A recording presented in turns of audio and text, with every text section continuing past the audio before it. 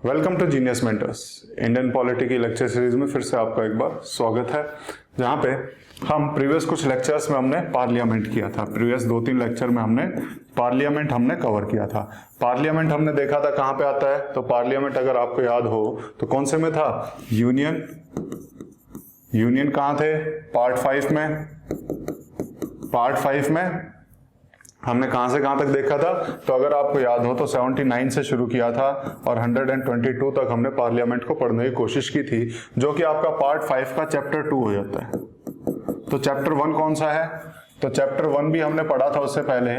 कौन सा था, चैप्टर 1 था एग्जीक्यूटिव से रिलेटेड, आर्टिकल था 52 से लेके 78 तक, ये हमने पढ़ा था। और उसी के साथ साथ जब हम इसका यूनियन का चैप्टर 1 पढ़ रहे थे एग्जीक्यूटिव का, साथ के साथ हमने स्टेट का यानी कि पार्ट 6 का चैप्टर 1 पढ़ा था। चैप्टर 1 क्या था, एग्जीक्यूटिव, जहां पे हमने क्या क्या पढ़ा था। जब हम इधर प्रेसिडेंट पढ़ रहे थे, वाइस प्रेसिडेंट पढ़ रहे थे, council of minister headed by prime minister पढ़ रहे थे, और साथ में अटॉर्नी जनरल ऑफ इंडिया हमने ये देखा था इधर है। तो इधर हमने क्या क्या देखा था कि एग्जीक्यूटिव में क्या क्या होता है। पहला होता है गवर्नर, उसके बाद क्या होगा, state council of minister headed by CM, और क्या है, एडवोकेट जनरल ऑफ स्टेट। ये सब इधर एग्जीक्यूटिव थे, ये हम देख चुके हैं पिछले लेक्चर्स में। अब आज जब हमने पार्लियामेंट कवर किया है तो पार्लियामेंट से बिल्कुल मैचिंग करता हुआ आपको दिखाई देगा स्टेट लेजिस्लेचर। आज के लेक्चर में मैं बहुत डिटेल में नहीं गया हूं। क्यों नहीं गया हूं, रीजन ये है क्योंकि पार्लियामेंट से जो चीजें मैच हो रही हैं उसको दोबारा से लाने की जरूरत है नहीं, वो हो जाएगा रिपीटिशन। जो अलग है, जहां जहां थोड़ा बहुत अलग है वो चीजें मैं लेके आया हूं ताकि आपको समझने में इजी हो जाए। उसके अलावा जितनी चीजें बच जाएंगी वो सारी सेम मिलेंगी हमारी पार्लियामेंट की और स्टेट लेजिस्लेचर की। तो स्टेट लेजिस्लेचर कहां पे है, चैप्टर 2 ऑफ कौन सा है, पार्ट 6, चैप्टर 2 ऑफ पार्ट 6, और जो डील करेगा आपका 168 से लेके आर्टिकल 212 तक, आर्टिकल 168 से लेके आर्टिकल 212 तक। तो यहीं पे हम इसको पढ़ते हैं तो आपको दिखाई देगा कि अगर इनको डिफरेंस जानने की कोशिश करो, 79 में, 168 में, लास्ट वाला अगर आप देखोगे तो यहाँ पे अगर आप अप्रोक्सीमेटली डिफरेंस देखोगे तो 89 फिर 90 के आसपास इसमें डिफरेंस मिलता है। तो मैक्सिमम आर्टिकल्स जो आपके कहाँ हैं, जो आपके यूनियन में हैं, अगर उसमें आप 89 ऐड कर दो, सभी में नहीं, मैक्सिमम आर्टिकल्स में 89 ऐड कर देते हो तो वो स्टेट का आर्टिकल आपको पता लग जाएगा। तो आपको इतना ज्यादा इसमें ध्यान देने की जरूरत नहीं पड़ेगी आर्टिकल की। तो मैक्सिमम आपका हर जगह पे 89 वाला फॉर्मूला काम करेगा, जहां नहीं है वहां 90 वाला फॉर्मूला काम करता है। अब इंट्रोड्यूस करते हैं हमारे स्टेट लेजिस्लेचर को।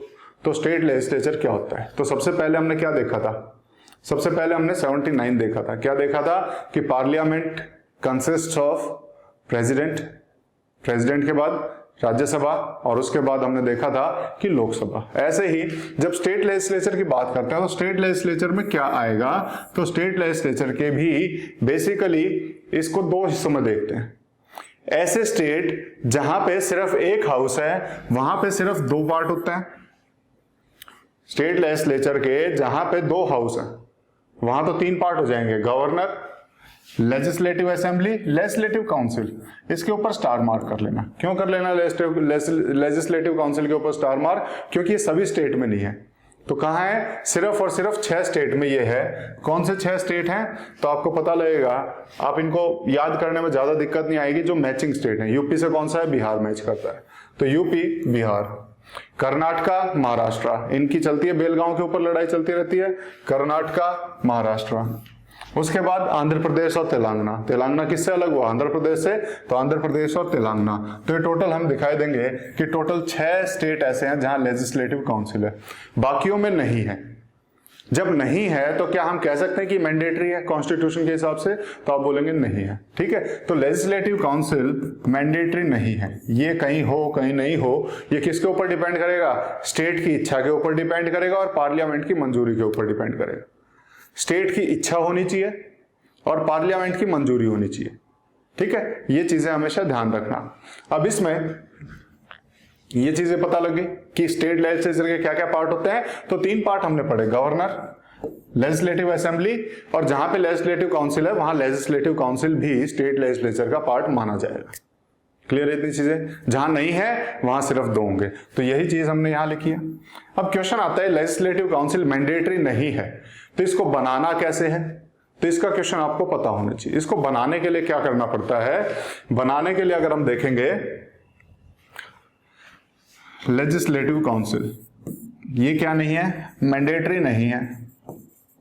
पहली चीज हो गई दिस इज नॉट मैंडेटरी। तो इसको बनाया कैसे जाए?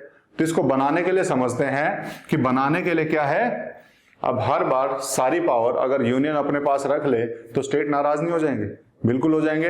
तो स्टेट को खुश करने के लिए कुछ कुछ पावर्स हमने स्टेट को भी दी हुई है। अब स्टेट की है लेजिस्लेटिव काउंसिल, इसको भी अगर पार्लियामेंट बना के दे तो क्या बोलेगी नीचे स्टेट लेजिस्लेचर कि हमारे तो लेजिस्लेचर में भी आपका वो आ रहा है, हाथ डाल रहे हो आप जबरदस्ती। तो इसमें क्या बोला? स्टेट को थोड़ी सी पावर दी। क्या बोला कि अगर आपको लेजिस्लेटिव काउंसिल बनानी है तो स्टेट ही इनिशिएट कर सकता है। कौन इनिशिएट कर सकता है? स्टेट इनिशिएट कर सकता है। पार्लियामेंट अपनी मर्जी से नहीं बनाएगी, स्टेट इनिशिएट करेगा, और स्टेट इनिशिएट करेगा और जो रिजोल्यूशन लेके आएगा स्टेट अपने हाउस में यानी कि लेजिस्लेटिव असेंबली में एक रिजोल्यूशन लेके आएगा, और वहां पे इस रिजोल्यूशन को स्पेशल मेजॉरिटी, कौन सी मेजॉरिटी? स्पेशल मेजॉरिटी के साथ इसको क्लियर करेगा। क्लियर इतनी चीज? स्टेट कौन सी मेजॉरिटी से करेगा? स्पेशल मेजॉरिटी से करेगा। अब ये स्पेशल मेजॉरिटी कौन से वाली है? तो आपको पता होगा स्पेशल मेजॉरिटी कौन सी है? 2/3 present and voting plus minimum 50% of the वो total strength of the house के वोट आने चाहिए। ये वाली इसकी स्पेशल मेजॉरिटी है। मिनिमम इतने वोट आने चाहिए और 2/3 प्रेजेंट एंड वोटिंग होने चाहिए मिनिमम। ये 2 कंडीशन फुल कर रही है यानी कि स्पेशल मेजॉरिटी मिल गई है। तो ये कौन सी टाइप 2 थी जो हमने पढ़ी थी? अगर आपको नहीं याद हो तो स्पेशल मेजॉरिटी का एक बार फिर से देख के आइए, बहुत अच्छे से उसको समझाया गया है कि कहां पे कैसे मेजॉरिटी काउंट होती है। तो ये स्पेशल मेजॉरिटी का हो गया। स्टेट लेजिस्लेचर स्पेशल मेजॉरिटी से क्लियर करेगी और उसके बाद इस रिजोल्यूशन को भेज दिया जाएगा किसको? पार्लियामेंट को। किसको भेजेंगे? पार्लियामेंट को। अब पार्लियामेंट के पास जब ये रिजोल्यूशन आ गया है तो पार्लियामेंट से क्या कर रही है स्टेट? पार्लियामेंट से स्टेट रिक्वेस्ट करती है। क्या करती है? रिक्वेस्ट करती है कि हमें एक और सदन बनाने दो। और जो चीज रिक्वेस्ट के फॉर्म में हो मैंडेटरी तो होती नहीं है। अब ये माने ना माने इसकी मर्जी है, ठीक है। अब क्या होगा? ये पार्लियामेंट अगर बनाना चाहे तो इसको कौन सी मेजोरिटी से? सिंपल मेजोरिटी से क्लियर करेगी। ये क्वेश्चन कई बार पूछा गया है और इसमें कंफ्यूजन बहुत रहता है कि कौन सा इसमें किस मेजोरिटी से करेगा। तो स्टेट स्पेशल मेजोरिटी से, क्योंकि उनकी रिक्वेस्ट है, स्टेट लेजिस्लेचर पे बड़ा प्रभाव पड़ने वाला है। क्यों स्पेशल मेजोरिटी है? समझिए इस चीज को, ठीक है। अगर आप चीजों को समझेंगे तो आपको याद करने की जरूरत नहीं पड़ेगी। यहां पे स्पेशल मेजोरिटी क्यों रखी गई है? क्योंकि इस चीज से लेजिस्लेशन पे फर्क स्टेट पे पड़ेगा या पार्लियामेंट पे पड़ेगा? सिर्फ स्टेट पे पड़ने वाला है। तो इसीलिए स्टेट में बोला है कि आप यहां पे स्पेशल मेजॉरिटी दो। पार्लियामेंट पे एक लेजिस्लेटिव काउंसिल और आ जाएगी तो पार्लियामेंट पे कोई फर्क पड़ेगा?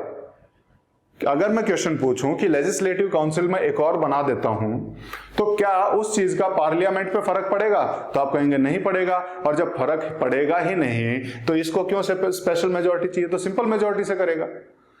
स्पेशल मेजॉरिटी सिर्फ और सिर्फ वहां चाहिए होती है जहां किसी न किसी रूप में उनकी लेजिस्लेशन पे या किसी इस चीजों पे, फेडरल स्ट्रक्चर पे कहीं ना कहीं फर्क पड़ रहा हो।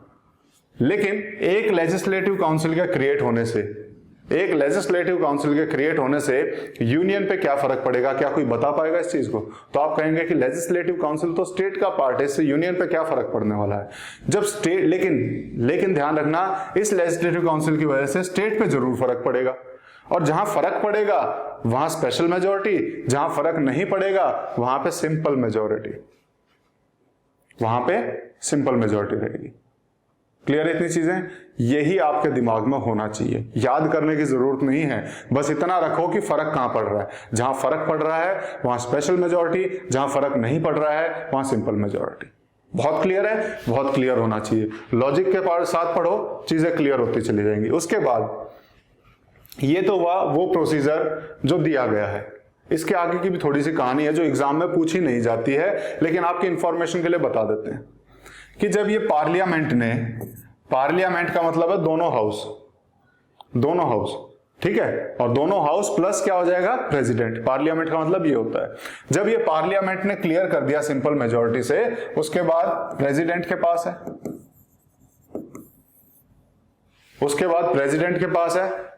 प्रेसिडेंट भी साइन करके रख दे तो क्या लेजिस्लेटिव काउंसिल बन जाएगा, नहीं।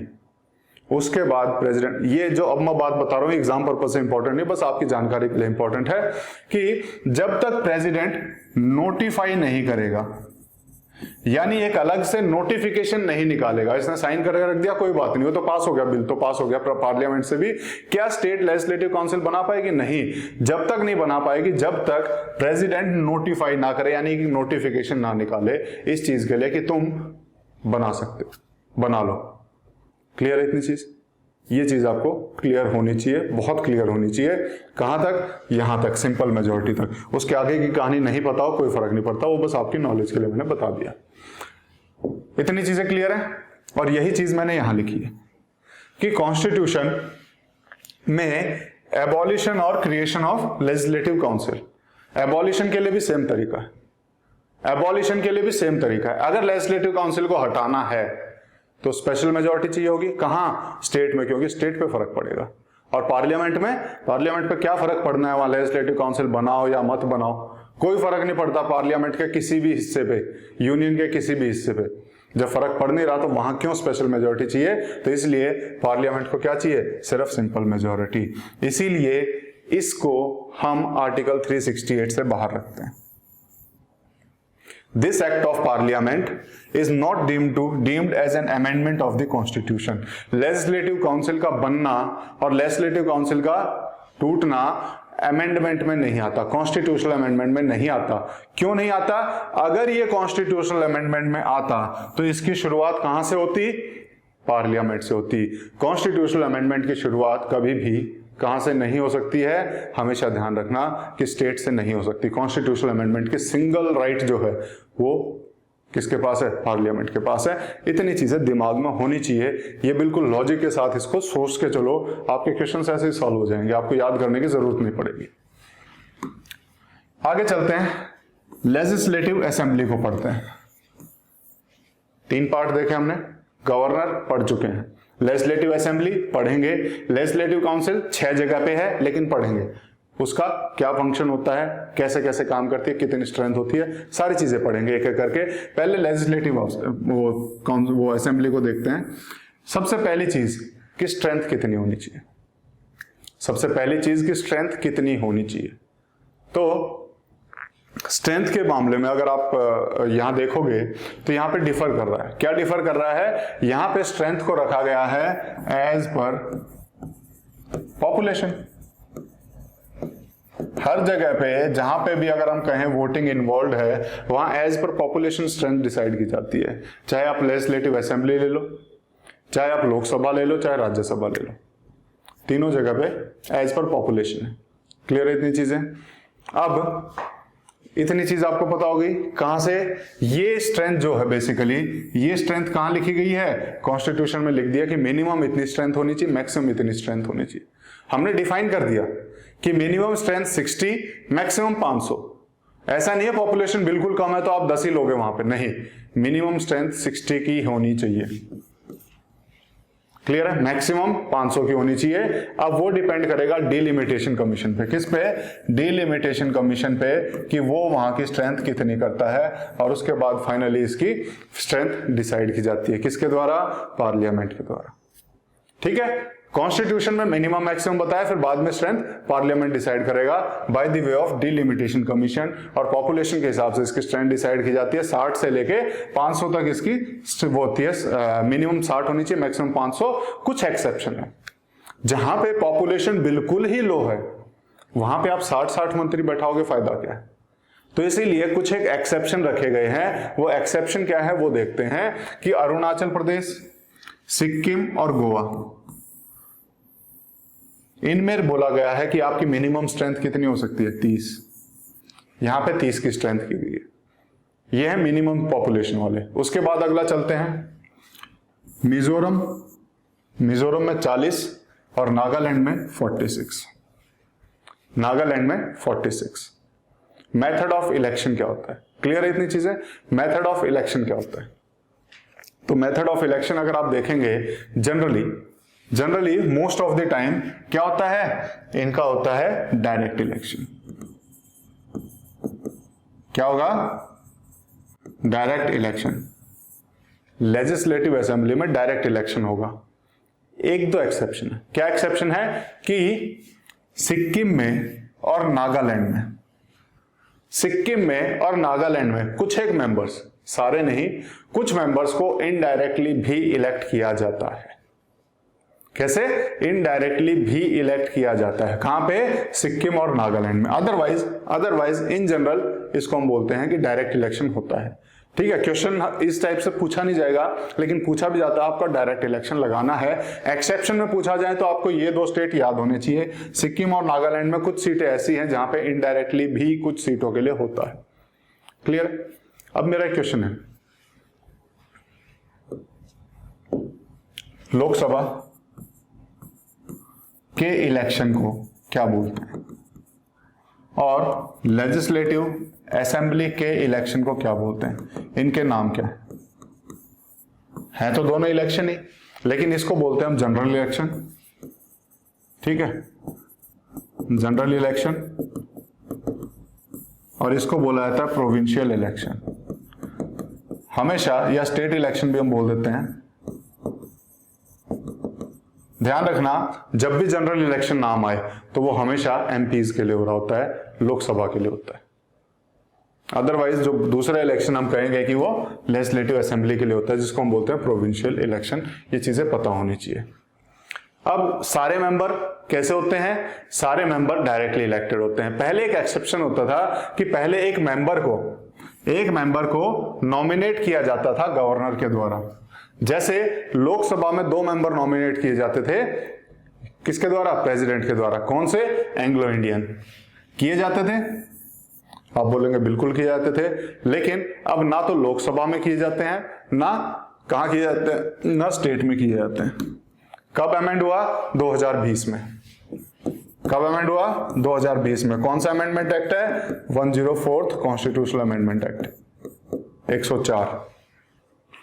क्लियर है? इसको डिलीट कर दिया। अगर अभी की लोकसभा में पूछें कोई एंग्लो इंडियन को नॉमिनेट किया गया है तो किया गया होगा, तो अभी भी होगा, ऐसा नहीं कि उनको निकाल दिया। जब भी नेक्स्ट इलेक्शन जो होंगे, यानी कि इस अमेंडमेंट के आने के बाद जहां भी इलेक्शन हुए होंगे या जहां होने वाले होंगे, वहां पे एंग्लो इंडियन को नॉमिनेट नहीं किया जाएगा। क्लियर है इतना? ये चीजें क्लियर होनी चाहिए। Parliament has enacted delimitation commission. Last कब किया था? 2002 में। इसके ऊपर क्वेश्चन किस हिसाब से पूछा जा सकता है? डिलिमिटेशन कमीशन किस लिए है? आपको याद होगा। ठीक है, फिर से एक बार डिस्कस करेंगे। डिलिमिटेशन कमीशन आज तक कितनी बार हुआ है? तो बेसिकली अगर अब ये क्वेश्चन आए तो मैं तो सिर्फ डिलिमिटेशन कमीशन का मतलब बताया, आपसे पूछा ही नहीं कभी कब हुआ है। तो जब भी सेंसस होता है तब भी होता है हर बार, लेकिन हमने 1971 पे फ्रीज किया हुआ है। नंबर ऑफ सीट्स को 1971 पे फ्रीज किया हुआ है, तो उसके बाद से हमने कब? 2001 पे हमने फ्रीज किया। तो 1971 के बाद डायरेक्ट 2001 में हुआ होगा, उससे पहले लगातार हुए होंगे। तो टोटल अगर हम देखें आज तक 4 डिलिमिटेशन कमीशन आए हैं। डिलिमिटेशन कमीशन फिर से समझना है, फिर से बता देता हूं अगर आपको समझना है। जो नंबर ऑफ सीट है वो फ्रीज की गई है अप टू 2026 कि 2026 तक हम नंबर ऑफ सीट नहीं बढ़ाएंगे। चाहे लेजिस्लेटिव असेंबली को ले लो, चाहे लोकसभा को ले लो, या कहीं का भी ले लो, हम नंबर ऑफ सीट नहीं बढ़ाने वाले हैं। इसको फ्रीज किया गया है on the basis of 1971 census. इसका कौन सा अमेंडमेंट एक्ट है जिसके थ्रू इसको फ्रीज किया गया है? तो वो है 87th अमेंडमेंट। क्लियर है? Number of seats. अब आता है कॉन्स्टिट्यूएंसीज। इसको आसान शब्दों में कहूं तो एरिया, कि एक एरिया में कितने एरिया में से एक पॉपुलेशन को चुना जाएगा। अब क्योंकि 1971 के बाद किसी एरिया में बहुत ज्यादा पॉपुलेशन बढ़ गई है, कहीं से निकल के दूसरी जगह चले गए हैं, तो सेम एरिया रखेंगे तो बात बनेगी नहीं, तो एरिया चेंज होते रहता है, नंबर ऑफ सीट फिक्स हैं। तो एरिया जो है बेसिकली अगर हम देखें तो एरिया जो किया गया है फ्रीज, वो किया गया है on the basis of 2001 census. ठीक है, इतनी चीजें ध्यान रखना। और इसका अमेंडमेंट आर्टिकल है 84th।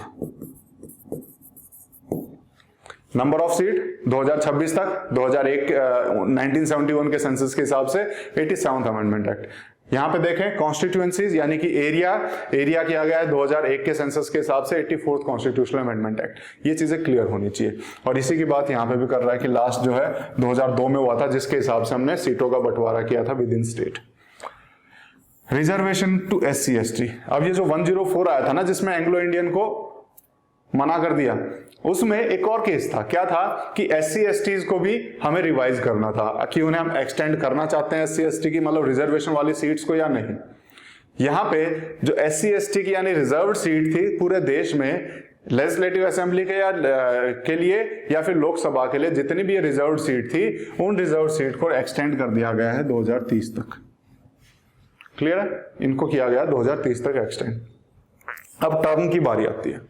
ठीक है, टर्म की बारी आती है। इस टर्म को मैं यहां भी छोड़ देता हूं क्योंकि अभी ये कंपैरेटिव स्टेटमेंट करेंगे जब हम काउंसिल पढ़ लेंगे।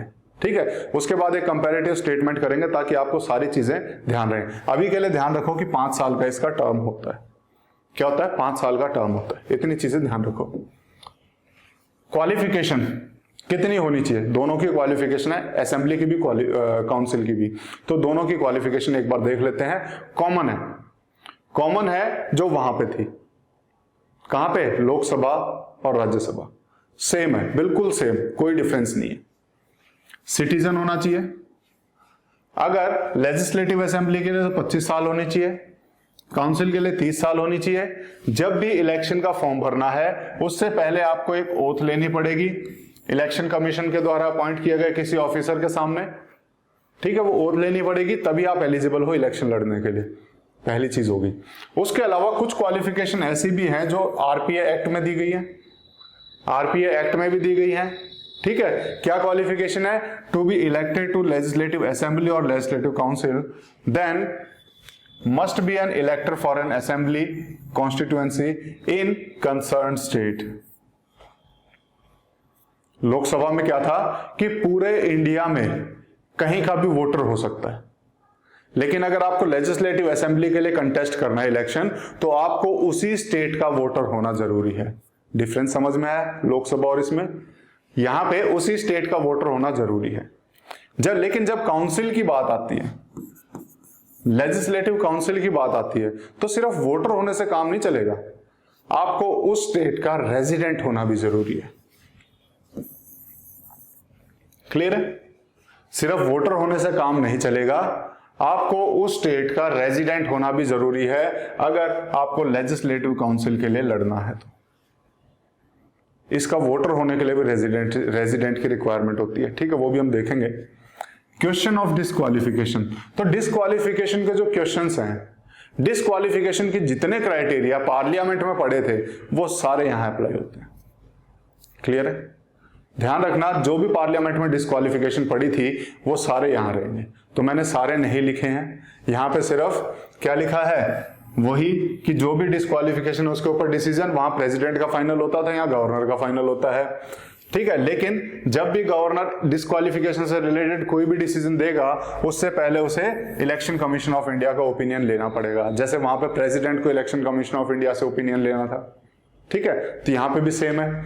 उसके बाद अगर कोई रिजाइन करना चाहे तो किसको रिजाइन कर सकता है? चेयरमैन को, अगर लेजिस्लेटिव काउंसिल है, अगर असेंबली है तो स्पीकर को, यानी जो भी प्रिजाइडिंग ऑफिसर उसको लिख के रिजाइन कर सकता है। उसके बाद यहाँ पे पैनल ऑफ चेयरमैन असेंबली और panel of vice chairman for the council ये भी अपॉइंट की जाती है। समझ में आया? मैं नहीं पढ़ा रहा हूं कि स्पीकर क्या होता है, डिप्टी स्पीकर क्या होता है, चेयरमैन क्या होता है, वाइस चेयरमैन क्या होता है। एक ही डिफरेंस है क्या कि वहां पे राज्यसभा का जो चेयरमैन होता है वो कौन होता है? जो वाइस प्रेसिडेंट होता है। लेकिन यहाँ पे चेयरमैन हाउस में से किसी को चुना जाता है, हाउस में से किसी को चुना जाता है। क्लियर है? इतनी चीज बिल्कुल क्लियर होगी। तो speaker, deputy speaker, chairman, vice chairman. उसके बाद डिप्टी स्पीकर और डिप्टी स्पीकर है तो उसके साथ साथ क्या आ जाएगा, पैनल ऑफ चेयरमैन। कहां गया, panel of chairman for assembly, और काउंसिल के लिए panel of vice chairman for council. ये क्या करेंगे, जब स्पीकर नहीं हो, डिप्टी स्पीकर नहीं हो, उनके एब्सेंस के केस में इनमें से किसी को हम स्पीकर बना देंगे। वैकेंसी के केस में नहीं होता है काम कि स्पीकर की पोस्ट भी वैकेंट है, डिप्टी स्पीकर भी वैकेंट है, तब इनमें से नहीं बनाएंगे, तब हम नया इलेक्शन करेंगे स्पीकर और डिप्टी स्पीकर का। सिर्फ और सिर्फ एब्सेंस के केस में काम करता है कि दोनों एब्सेंट हैं, किसी कारण से कहीं चले गए, कहीं और दूसरी जगह जाना पड़ा, मीटिंग के लिए बुला लिया, तब उस टाइम पे पैनल में से हम किसी एक स्पीकर को बैठा देंगे, स्पीकर की जगह पे किसी भी एक को मेंबर को स्पीकर की जगह बैठा देंगे। लेकिन वो सीट वैकेंट है, तब इसका कोई काम नहीं है, तब इसका कोई काम नहीं, तब हम नया इलेक्ट करते हैं, इनमें से किसी को नहीं बैठाते। इतनी चीजें क्लियर रखना, दिमाग में बैठा के रखना। ये चीजें क्लियर है, बाकी सब सेम है जो वहां था, इसलिए मैं डिटेल में नहीं जा रहा हूं, ठीक है। उसको पढ़ोगे, इसको पढ़ोगे, सब सेम मिलेगा आपको। जो डिफरेंस है वो बताते जा रहा हूं। काउंसिल का पढ़ते हैं। कौन सी काउंसिल, लेजिस्लेटिव काउंसिल। इसकी स्ट्रेंथ कितनी हो सकती है, यहां थोड़ा सा डिफरेंस है। इसकी स्ट्रेंथ कॉन्स्टिट्यूशन में क्या लिखी है कि maximum 1/3 of state legislative assembly. Maximum कितनी हो सकती है कि जितना लेजिस्लेटिव की स्ट्रेंथ है उसकी 1/3 हो सकती है। यानी कि अगर मैं देखूं किसी की स्ट्रेंथ 300 है तो लेजिस्लेटिव काउंसिल की जो मैक्सिमम स्ट्रेंथ हो सकती है वो 100 हो सकती है, इसके ऊपर नहीं जा सकती। या फिर दूसरा केस देखें कि किसी की स्ट्रेंथ 60 है, मिनिमम 60 है ना, तो किसी की 60 होगी तो उसकी कितनी हो सकती है स्ट्रेंथ काउंसिल की, जिसमें 60 है वहां लेजिस्लेटिव काउंसिल बनाए तो कितनी होगी स्ट्रेंथ, तो 1/3 के हिसाब से तो 20 आती है। क्या 20 से काम चलेगा, नहीं चलेगा। इसीलिए मिनिमम का क्राइटेरिया रखा हुआ है कि मिनिमम 40 तो होनी ही चाहिए, मिनिमम 40 होनी चाहिए। मैक्सिमम कितनी हो सकती है, जितनी भी लेजिस्लेटिव असेंबली की स्ट्रेंथ है उसका 1/3। मैक्सिमम किसकी है, आप देखेंगे यूपी की है, ठीक है, तो उसका 1/3 हो सकती है। इतनी चीजें क्लियर है, क्लियर होनी चाहिए। अब ध्यान रखना, ये मैक्सिमम और मिनिमम की लिमिट, ये वाली जो लिमिट है ये कहां लिखी है, वहां पे मैक्सिमम मिनिमम कॉन्स्टिट्यूशन, यहां पे किसने लिखी है, कॉन्स्टिट्यूशन मैक्सिमम और मिनिमम तो लिख दिया है। उसके बाद फाइनल कितनी होगी काउंसिल में स्ट्रेंथ, वो डिसाइड करने का अधिकार भी पार्लियामेंट के पास है, कि कितनी स्ट्रेंथ रखनी है वो डिसाइड करने का अधिकार पार्लियामेंट के पास है। चीजें क्लियर है। कितना होगा इसका, 6 साल का। क्यों, क्योंकि ये परमानेंट चैम्बर है, ठीक है। परमानेंट चैम्बर क्यों है बता दिया था, क्योंकि इसके हर 2 साल में इसके जो हम कहें मेंबर होते हैं वो रिटायर होते रहते हैं, नए रिइलेक्ट होके आते रहते हैं। इसको डिसॉल्व नहीं किया जा सकता, it can not be dissolve, जैसे राज्यसभा को नहीं किया जा सकता। अब ये कंपैरेटिव करेंगे एक डायग्राम सा बना के, ठीक है। मैनर ऑफ इलेक्शन, ये इंपॉर्टेंट है, इसमें से इसको स्टार मार्क कर लेना, क्योंकि ये सबसे अलग है, ये बिल्कुल अलग है, जो कहीं नहीं देखा वो यहां है। Member of legislative council indirectly choose किए जाते हैं। कैसे, इनडायरेक्टली। कैसे इनडायरेक्टली, कि इसके लिए यूनिवर्स एडल्ट फ्रेंचाइज नहीं चलता, यूनिवर्स एडल्ट फ्रेंचाइज नहीं चलता। यानी कॉमन पीपल भी हैं, लेकिन कॉमन पीपल में से सेलेक्टेड रखे हुए हैं। कौन से सेलेक्टेड रखे हुए देखेंगे। इसके टोटल स्ट्रेंथ का 1/3, टोटल स्ट्रेंथ का 1/3 वो चूज किया जाता है लोकल बॉडीज के मेंबर द्वारा। लोकल बॉडीज यानी पंचायत हो गई, देन उसके बाद आपकी क्या जिला समिति वाली हो गए, है ना, तो जितने भी ये होते हैं, म्यूनिसिपल बॉडीज हो गई, तो पंचायत और म्यूनिसिपल बॉडीज के जितने मेंबर्स हैं वो मिलके कितने 1/3 मेंबर्स का इलेक्शन करते हैं। 1/3 मेंबर इनके द्वारा पहुंचाए जाते हैं। उसके बाद नेक्स्ट 1/3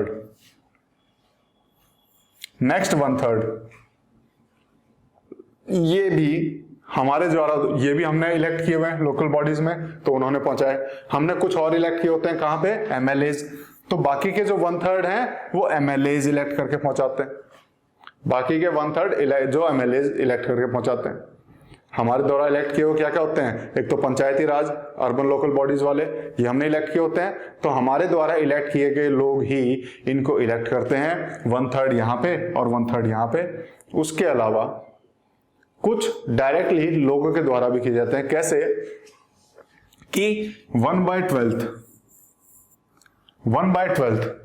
ये तो किए जाते हैं किसके द्वारा, कि जो भी 3 साल जिनको ग्रेजुएट किए हुए हो गए हैं, ऐसे लोग जो उस स्टेट के रेजिडेंट हैं, पहली कंडीशन ध्यान रखना, they are residing within the state, तो रेजिडेंट होना कंडीशन है कि ऐसे लोग जो उसी स्टेट के रेजिडेंट हैं उनको ग्रेजुएशन किए हुए 3 साल हो गए हैं।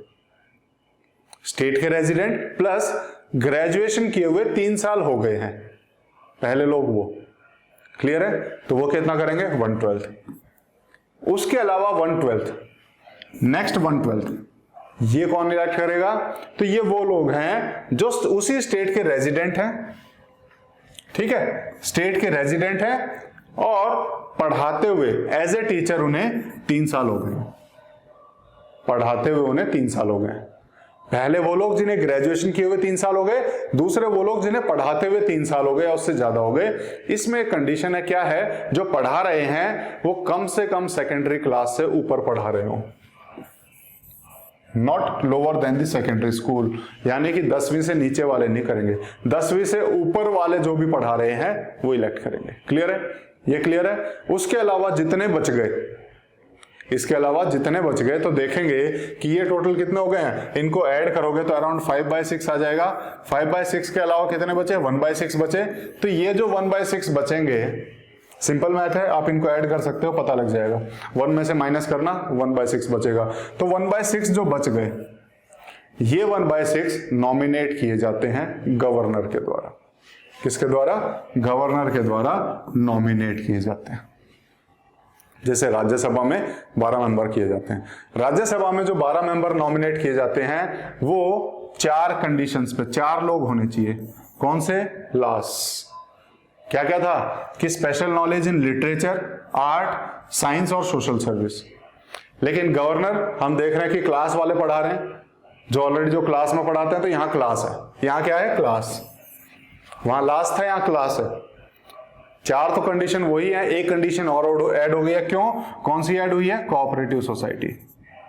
अब आपका क्वेश्चन आने वाला है, मुझे पता आपके दिमाग में चल रहा होगा ये कि ये कोऑपरेटिव सोसाइटी यहां है तो यहां क्यों नहीं ऐड किया, राज्यसभा में क्या दिक्कत थी, वहां कोऑपरेटिव सोसाइटी क्यों नहीं ऐड किया।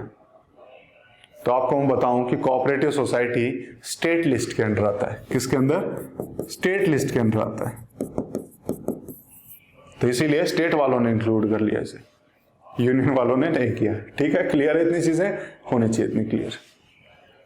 उसके बाद ये जो है बेसिकली ये इलेक्शन की या जो भी है कॉन्स्टिट्यूशन काउंसिल से रिलेटेड ये जितनी भी स्कीम दी है, जितना भी प्रोसीजर दिया हुआ है, ये कहां लिखा हुआ है, ये कॉन्स्टिट्यूशन में लिखा हुआ है। और जो चीज कॉन्स्टिट्यूशन में लिखी हो उसको चेंज किया जा सकता है बाय पार्लियामेंट। आज तक किया नहीं गया है लेकिन कर सकती है, कौन कर सकती है, पार्लियामेंट कर सकती है। क्लियर है, इतनी चीजें आपको क्लियर होंगी। अब जो चेयरमैन होता है, राज्यसभा का चेयरमैन वाइस प्रेसिडेंट होता है। इसका चेयरमैन कौन होता है, जो इसके हाउस के जो इलेक्ट होके आए हैं उन्हीं में से एक मेंबर को चुन लेते हैं हम chairman, elected by the council itself from amongst it member. इस काउंसिल के जो मेंबर हैं उन्हीं में से एक को चेयरमैन चुन लेते हैं। जैसे बेसिकली अगर हम देखें इनकी सैलरीज की अगर हम बात करें, किस किस की, स्पीकर की, कहाँ के, लेजिस्लेटिव, मैं सिर्फ स्टेट की बात कर रहा हूं, ऊपर वाले को भूलो। स्पीकर, डिप्टी स्पीकर, चेयरमैन और डिप्टी चेयरमैन, इन चारों की सैलरी और अलाउंस की बात करें तो कौन डिसाइड करेगा, क्वेश्चन आता है कौन डिसाइड करेगा। वहां पे तो उनकी डिसाइड कौन करता था, पार्लियामेंट, तो यहां कौन करेगा, यहां पे इनकी फिक्स की जाती है स्टेट लेजिस्लेचर के द्वारा। जितने भी स्टेट के हम कहे हैं कि स्पीकर है, डिप्टी स्पीकर है, चेयरमैन है, वाइस चेयरमैन है, इन सब की सैलरी और अलाउंस स्टेट लेजिस्लेचर के द्वारा फिक्स की जाती है। और जैसे वो चार्ज अपॉन थी consolidated fund of India, consolidated fund of India पे चार्ज एक्सपेंडिचर में आती थी, ऐसे ही इनकी सैलरी भी चार्ज एक्सपेंडिचर में आती है। This is charge on consolidated fund of state, वो इंडिया के, ये स्टेट के कंसोलिडेटेड फंड पे चार्ज होती है। क्लियर है? इतनी चीजें क्लियर होंगी आपको। इसके अलावा पहले मैं इतना आपको एक छोटा सा एक ब्रीफ आइडिया दे देता हूं, फिर उसके बाद हम इस पर चलेंगे। क्लियर है इतनी चीजें? पहले इसका एक छोटा सा आइडिया ले लेते हैं ताकि आपको चीजें याद करने में आसानी रहे। आप एक टेबल बना सकते हैं ताकि आपको याद रहे। किस हिसाब से? यहां लोकसभा लिखिए, यहां राज्यसभा लिखिए, यहां पे स्टेट लेजिस्लेटिव असेंबली लिखी है, यहां स्टेट लेजिस्लेटिव काउंसिल लिखी है। क्लियर है? इस हिसाब से आप बना लीजिए। सबसे पहले तो मैक्सिमम स्ट्रेंथ और मिनिमम स्ट्रेंथ लिखते हैं। स्ट्रेंथ लिखें। स्ट्रेंथ अगर आप देखोगे तो लोकसभा की कितनी होती है, तो मैक्सिमम स्ट्रेंथ हमने देखा आजकल 550 है, पहले 552 होती थी, 2 एंग्लो इंडियन को माइनस कर दो, अभी फिलहाल 552 है, लेकिन नेक्स्ट 550 आने वाली है तो हम 550 लिख रहे हैं। इसकी अगर हम देखें तो 250 है मैक्सिमम स्ट्रेंथ। इसकी कितनी है, इसको हमने थोड़ा सा वेरिएशन दिया हुआ है, कितना, 60 से 300। और यहां पे अगर हम देखें, यहां पे अगर हम देखें तो कितना हो जाएगा, तो यहां पे कितनी हो जाएगी कि जो भी यहां पे आएगी, जो भी यहां, सॉरी 600, ठीक है, 600 तक जो भी यहां पे आएगी तो स्टेट लेजिस्लेटिव काउंसिल में कितनी हो जाएगी, जो भी अगर हम देखें इसका 1/3 ऑफ लेजिस्लेटिव असेंबली, या फिर मिनिमम हम देखें तो मिनिमम कितना हो सकता है, 40। यहां कुछ एक्सेप्शन है, बिल्कुल है। क्लियर है? इसको कंपेयर करो, यहां से हाफ किया लेकिन यहां पे हमने 1/3 कर दिया। क्लियर है? तो क्या कहेंगे कि राज्यसभा के इक्वल है लेजिस्लेटिव काउंसिल? नहीं, इसको तो स्ट्रेंथ ही कम दी है, 1/3 दिया है ताकि इसको ज्यादा भाव ना मिले। क्लियर है? तो इसलिए इसके इक्वल नहीं है। नेक्स्ट देखते हैं, नेक्स्ट देखते हैं क्या, टर्म को मैंने बोला था हम कंपेयर करेंगे। यहां लोकसभा का टर्म कितना होता है, 5 साल। राज्यसभा का टर्म कितना होता है, राज्यसभा का कोई टर्म नहीं होता, राज्यसभा परमानेंट मेंबर है। राज्यसभा के मेंबर्स का टर्म होता है कितना, 6 साल, otherwise it is a permanent member. Same copy paste कर दो, यहां पे भी 5 साल, ये भी परमानेंट होता है, और वैसे नॉर्मली देखें तो इसके मेंबर्स का टर्म होता है 6 साल का। क्लियर है इतनी चीजें? क्लियर है इतनी चीजें? अब नेक्स्ट क्या देखेंगे, नेक्स्ट देखते हैं एज कितनी चाहिए। क्वालिफिकेशन में अगर हम आए तो एज जो यहां है सेम कॉपी होगी, जो लेजिस्लेटिव अगर जो लोकसभा का होगा वो सेम लेजिस्लेटिव असेंबली में आएगा। कैसे? इसकी एज कितनी है, एज हम देखेंगे 25 है, इसकी 30 है, तो इसकी कितनी हो जाएगी, 25 हो जाएगी, इसकी हो जाएगी 30। सेम कॉपी पेस्ट हो रहा है, सेम कॉपी पेस्ट हो रहा है। क्लियर है इतनी चीजें? ये क्लियर होनी चाहिए। तो यही चीज अगर हम देखेंगे क्वालिफिकेशन की, ये सब ऐसे ही चलेगा। सिर्फ एक जगह दिक्कत आएगी, कहां पे, इनका इलेक्शन, मेथड ऑफ इलेक्शन देखते हैं। मेथड ऑफ इलेक्शन, ये डायरेक्टली इलेक्टेड है, ये डायरेक्टली है, तो ये भी डायरेक्टली होंगे। ठीक है, इसकी बिल्कुल कॉपी होता है, जो लोकसभा है उसकी कॉपी होता है लेजिस्लेटिव असेंबली। इनमें थोड़ा सा डिफरेंस है। ये किसके द्वारा किए जाते हैं, ये आप देखेंगे कि लेजिस्लेटिव असेंबली, मैंने काउंसिल नहीं लिखा है, ध्यान रखना, लेजिस्लेटिव असेंबली के जितने भी मेंबर होते हैं उन मेंबर्स के द्वारा इलेक्ट किए जाते हैं राज्यसभा के मेंबर्स। ये कैसे करे जाएंगे, तो ये हमने देखा कि इसमें दोनों है, क्या क्या है, हमने 1/3 देखा, 1/3 देखा। ये दोनों कौन थे, जिनको हमने इलेक्ट किया है, ये कौन से हैं, लोकल बॉडी वाले, ये एमएलएज हो गए। उसके अलावा 1/12 और 1/12 देखा, ये दोनों कौन है, तो आपको अभी पता होगा कि ये तो वो हैं जिनको 3 साल से ज्यादा ग्रेजुएट किए हुए हो गए, और ये वो 3 साल से ज्यादा जिनको टीचर बने हुए हो गए। उसके अलावा क्या बन गया, 1/6 इसको नॉमिनेट किया जाएगा। ऐसे ही यहां पे भी 12 मेंबर नॉमिनेट किए जाते हैं, राज्यसभा में भी 12 मेंबर नॉमिनेट किए जाते हैं, यहाँ पे 1/6 नॉमिनेट किए जाते हैं। यहां नॉमिनेट किया जाता है LASS, literature, art, science, social service. यहां पे किया जाता है क्लास यानी कि cooperative society, literature, art, science and social service. क्यों कोऑपरेटिव सोसाइटी है, रीजन आपको बता दिया। अब एक और चीज कंपेयर कर लो। एक और चीज कंपेयर कर लो, क्या मैं साइड में हट गया था, आपने स्क्रीनशॉट ले लिया होगा, नहीं होगा तो वीडियो बैक करके आप स्क्रीनशॉट ले लेना जो इजीली रिवाइज करे। हालांकि मेरी राइटिंग उनको समझ में नहीं आएगी जो स्क्रीनशॉट ले रहे हैं, तो मैं यही चाहूंगा कि आप अपने नोट्स बनाते रहें। अब बात करते हैं स्पीकर की और चेयरमैन की, ठीक है। अब बात करते हैं स्पीकर की और चेयरमैन की, ठीक है। यहां पे स्पीकर लिखते हैं, स्पीकर लिखते हैं किसका, लोकसभा। यहां पे राज्यसभा का चेयरमैन, चेयरमैन, और स्पीकर के बाद हम लिखेंगे डिप्टी स्पीकर। एक सेकंड में इसको थोड़ा सा रब कर देता हूं ताकि थोड़ा सा क्लैरिटी रहे। Lok Sabha, Rajya Sabha, legislative assembly, legislative council, ठीक है। लोकसभा में स्पीकर, डिप्टी स्पीकर, चेयरमैन और उसके बाद वाइस चेयरमैन या डिप्टी चेयरमैन। उसके बाद यहां पे लेजिस्लेटिव असेंबली में स्पीकर आएगा, डिप्टी स्पीकर आएगा और यहां पे आएगा चेयरमैन और डिप्टी चेयरमैन। यही है, लाइन खींच लो।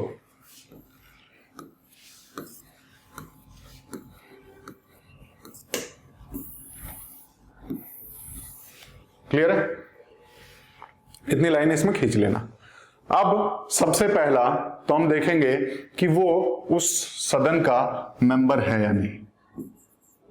मेंबरशिप देखते हैं कि जो स्पीकर है वो लोकसभा का मेंबर है या नहीं। इनमें मेंबरशिप देखते हैं कि वो उसी हाउस का मेंबर है या बाहर से आया है। तो हमें पता लगेगा कि ये मेंबर है, यस। ये मेंबर है, यस। चेयरमैन मेंबर नहीं होता है। ये कौन होता है? ये होता है वाइस प्रेसिडेंट, तो इसलिए मेंबर नहीं है। ये मेंबर है, यस। उसके अलावा सारे मेंबर्स हैं, सिर्फ और सिर्फ राज्यसभा में थोड़ी सी दिक्कत है। क्लियर है? इतनी चीजें पता है, ये क्लियर होना चाहिए।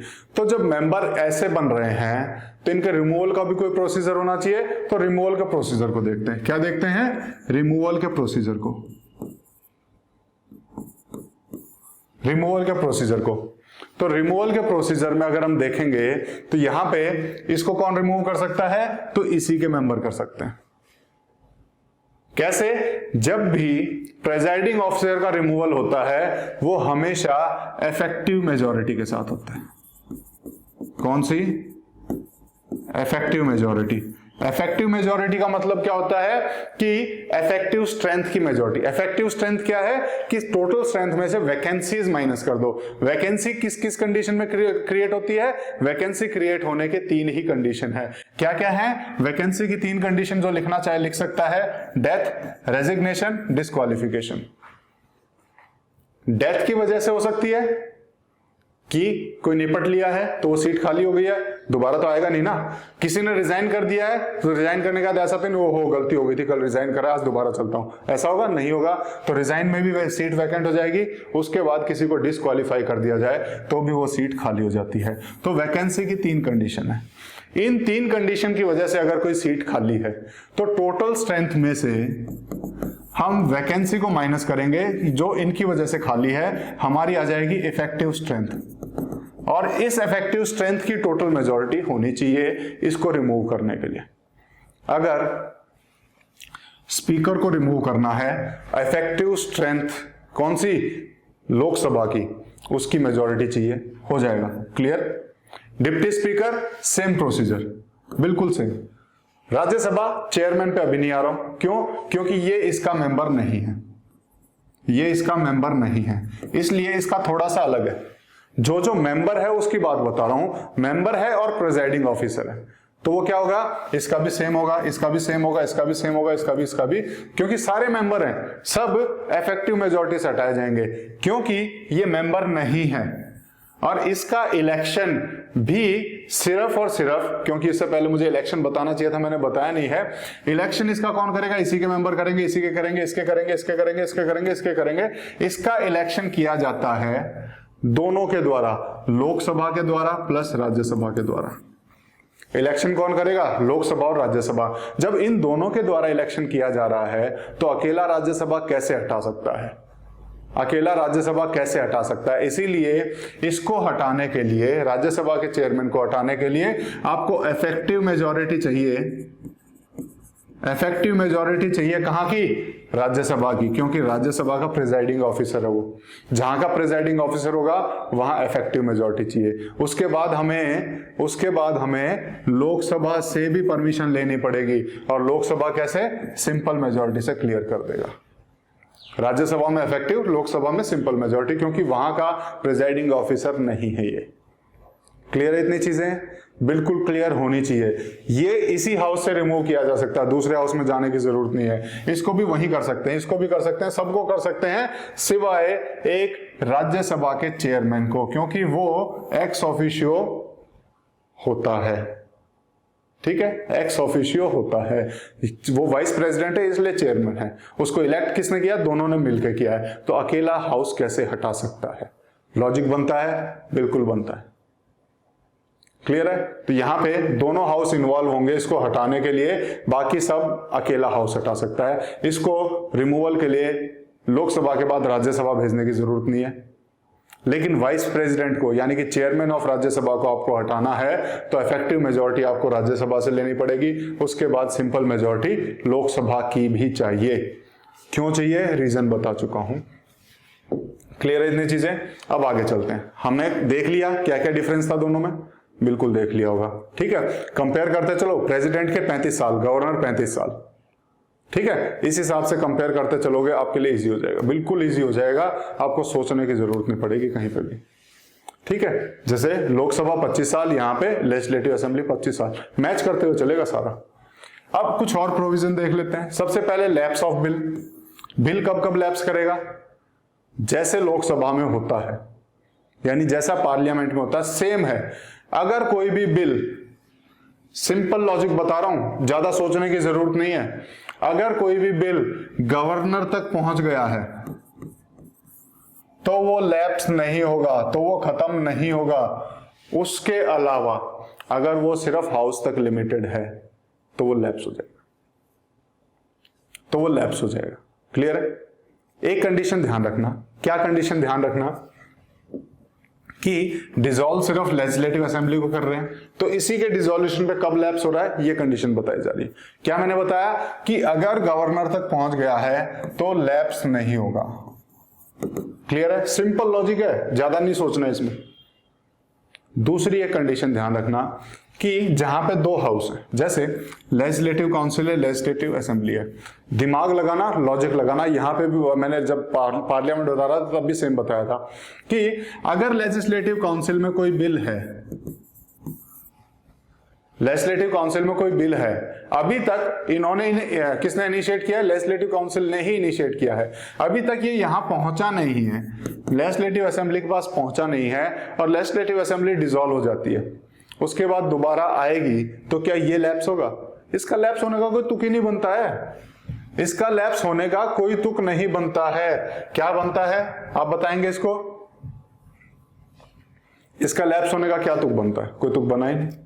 और जब तुक बना ही नहीं तो आप देखेंगे कि इसको ये लैप्स नहीं होगा, उसके अलावा सारे लैप्स हो जाएंगे जो विद इन हाउसेज हैं। क्लियर है? इतनी चीजें क्लियर करना, इतनी चीजें ध्यान रखना। ठीक है, और ये लॉजिक से चलो, आपके क्वेश्चंस कभी गलत नहीं होने वाले हैं। क्लियर है? तो ये चीजें इसी में क्लियर है। कोरम कितना होना चाहिए? कोरम हमेशा शुरू से बताते आ रहा हूं 1/10 होना चाहिए, लेकिन जब 1/10 करेंगे, जहां पे अगर सिर्फ 60 की स्ट्रेंथ है, उसका 1/10 कितना हो जाएगा? उसका 1/10 कितना हो जाएगा? तो आप बोलेंगे 6, क्या 6 से चल सकता है? नहीं। तो इसके लिए मिनिमम की भी कुछ रिक्वायरमेंट है, तो मिनिमम कितना है? 10 होना चाहिए।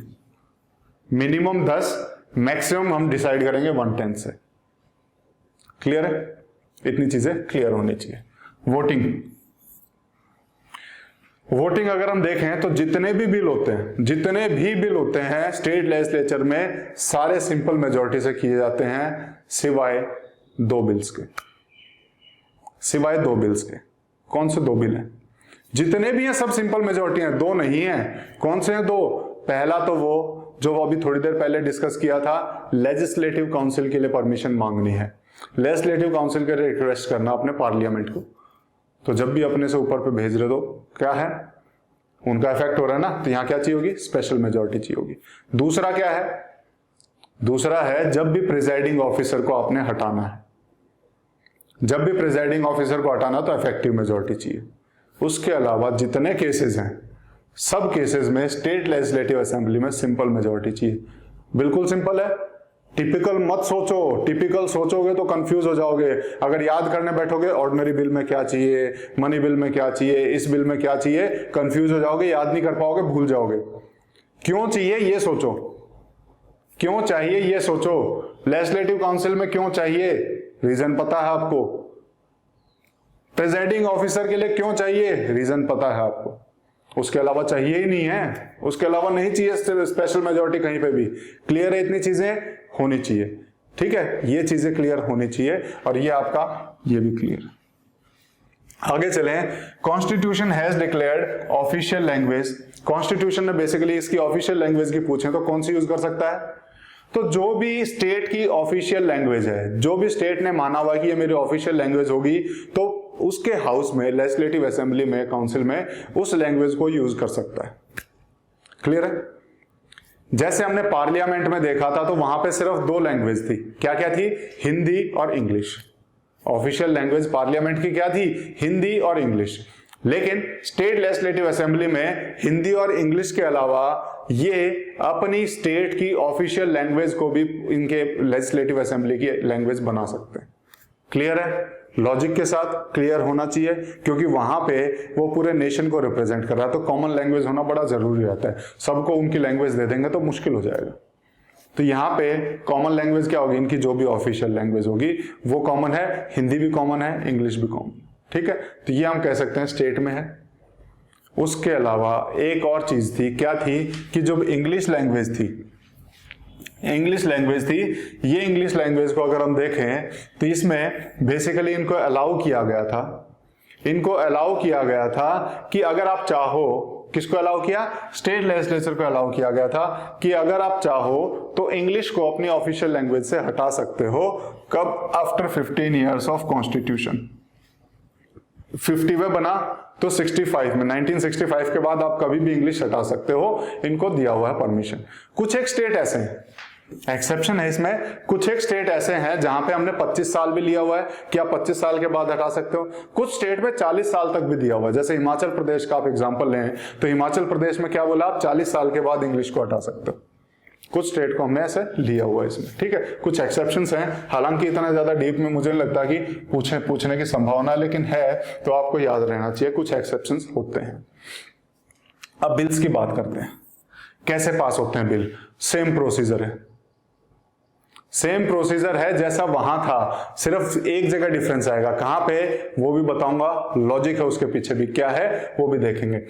फर्स्ट रीडिंग में प्रेजेंटेशन होता है, उसके अलावा बजट में, गजट में छपना होता है। उसके बाद सेकंड रीडिंग की भी 3 स्टेज मैंने बताई थी। पहली डिस्कशन वाली, या फिर जहां पे वो डिसाइड करेगा इसको सेलेक्ट कमेटी को देना है या नहीं देना है या कंसीडर करना है, वो सारी है। सेकंड स्टेज हमने देखी थी जो कमेटी के लिए थी, कमेटी उसको वो पूरा डिटेल स्क्रूटनी करती है। थर्ड स्टेज थी कंसीडरेशन स्टेज, याद आ रहा है कुछ पार्लियामेंट से, ये पढ़ी थी। उसके बाद हमने क्या बोला था, थर्ड रीडिंग में क्या था, पूरे बिल को हम वोटिंग के लिए रखते हैं कि इसको पास करना है कि नहीं करना। यहाँ डिस्कशन वगैरह ज्यादा नहीं होता, यहाँ कोई अमेंडमेंट नहीं, यहाँ कोई डिस्कशन नहीं, यहाँ पे सीधा पास या फेल, यस या नो। थर्ड रीडिंग हो गई, उसके बाद उसको सेकंड हाउस। तो यहाँ पे भी सेम है, बिल पास कैसे होगा, यही 3 रीडिंग है, यही सेम है, कोई डिफरेंस नहीं है, बिल पास होने का भी तरीका सेम है। इसमें एक डिफरेंस है, वहां पे अगर हम देखें तो आपने देखा होगा कि लोकसभा और राज्यसभा की पावर्स ऑर्डिनरी बिल में या फाइनेंशियल नॉर्मल वाले जो बिल होते हैं, इन जनरल जो ऑर्डिनरी बिल्स हैं, मैं सिर्फ ऑर्डिनरी बिल की लेके चलूं तो दोनों की पावर सेम है, दोनों की पावर सेम है। यहां पे ज्वाइंट सिटिंग का ऑप्शन है, ज्वाइंट सिटिंग का ऑप्शन है, हाँ है। सिर्फ किस केस में ज्वाइंट सिटिंग नहीं होती है, मनी बिल में नहीं होती, तो मनी बिल में लोकसभा की पावर ज्यादा है। दूसरा क्या केस है जहां ज्वाइंट सिटिंग नहीं होती है, दूसरा केस है आपका कॉन्स्टिट्यूशनल अमेंडमेंट बिल, लेकिन यहां पे दोनों की पावर सेम है। क्लियर है, सिर्फ हम कहेंगे मनी बिल में या फिर फाइनेंस बिल में थोड़ा सा एक डिफरेंस होता है, जहां पे इसकी पावर थोड़ी सी डिफरेंस हो जाती है, अदरवाइज इन दोनों की पावर सेम है। लेकिन जब हम स्टेट लेजिस्लेटिव असेंबली की बात करते हैं और स्टेट लेजिस्लेटिव काउंसिल की बात करते हैं, इनकी पावर बिल्कुल भी सेम नहीं है। सारी पावर इसके पास है क्योंकि ये डायरेक्टली इलेक्टेड है। यहां पे भी अगर हम देखें तो राज्यसभा को क्यों पावर दी है, क्योंकि ये भी रिप्रेजेंट करता है, किसे रिप्रेजेंट करता है, ये स्टेट को रिप्रेजेंट करता है, सभी स्टेट को रिप्रेजेंट कर रहा है। तो सभी स्टेट को इक्वल रिप्रेजेंटेशन देने के लिए हमने इसको इक्वल पावर दी हुई है। लेजिस्लेटिव काउंसिल किसे रिप्रेजेंट कर रहा है, मुझे ये बताओ कोई। ये लेजिस्लेटिव काउंसिल किसे रिप्रेजेंट कर रहा है, क्या कोई बता सकता है? ये तो डायरेक्टली इलेक्टेड है, इनका समझ में आता है कि इनको इलेक्ट किया है, इसका भी समझ में आता है ये स्टेट को रिप्रेजेंट कर रहा है, इसे सभी स्टेट ने इलेक्ट किया है। इसको किसने इलेक्ट किया है, ये किसको रिप्रेजेंट कर रहा है? ये तो पूरा बायस्ड है। अगर मैं कहूं कि ये, इसको तो हम कह सकते हैं कि बायस्ड की तरह कह सकते हैं। क्यों?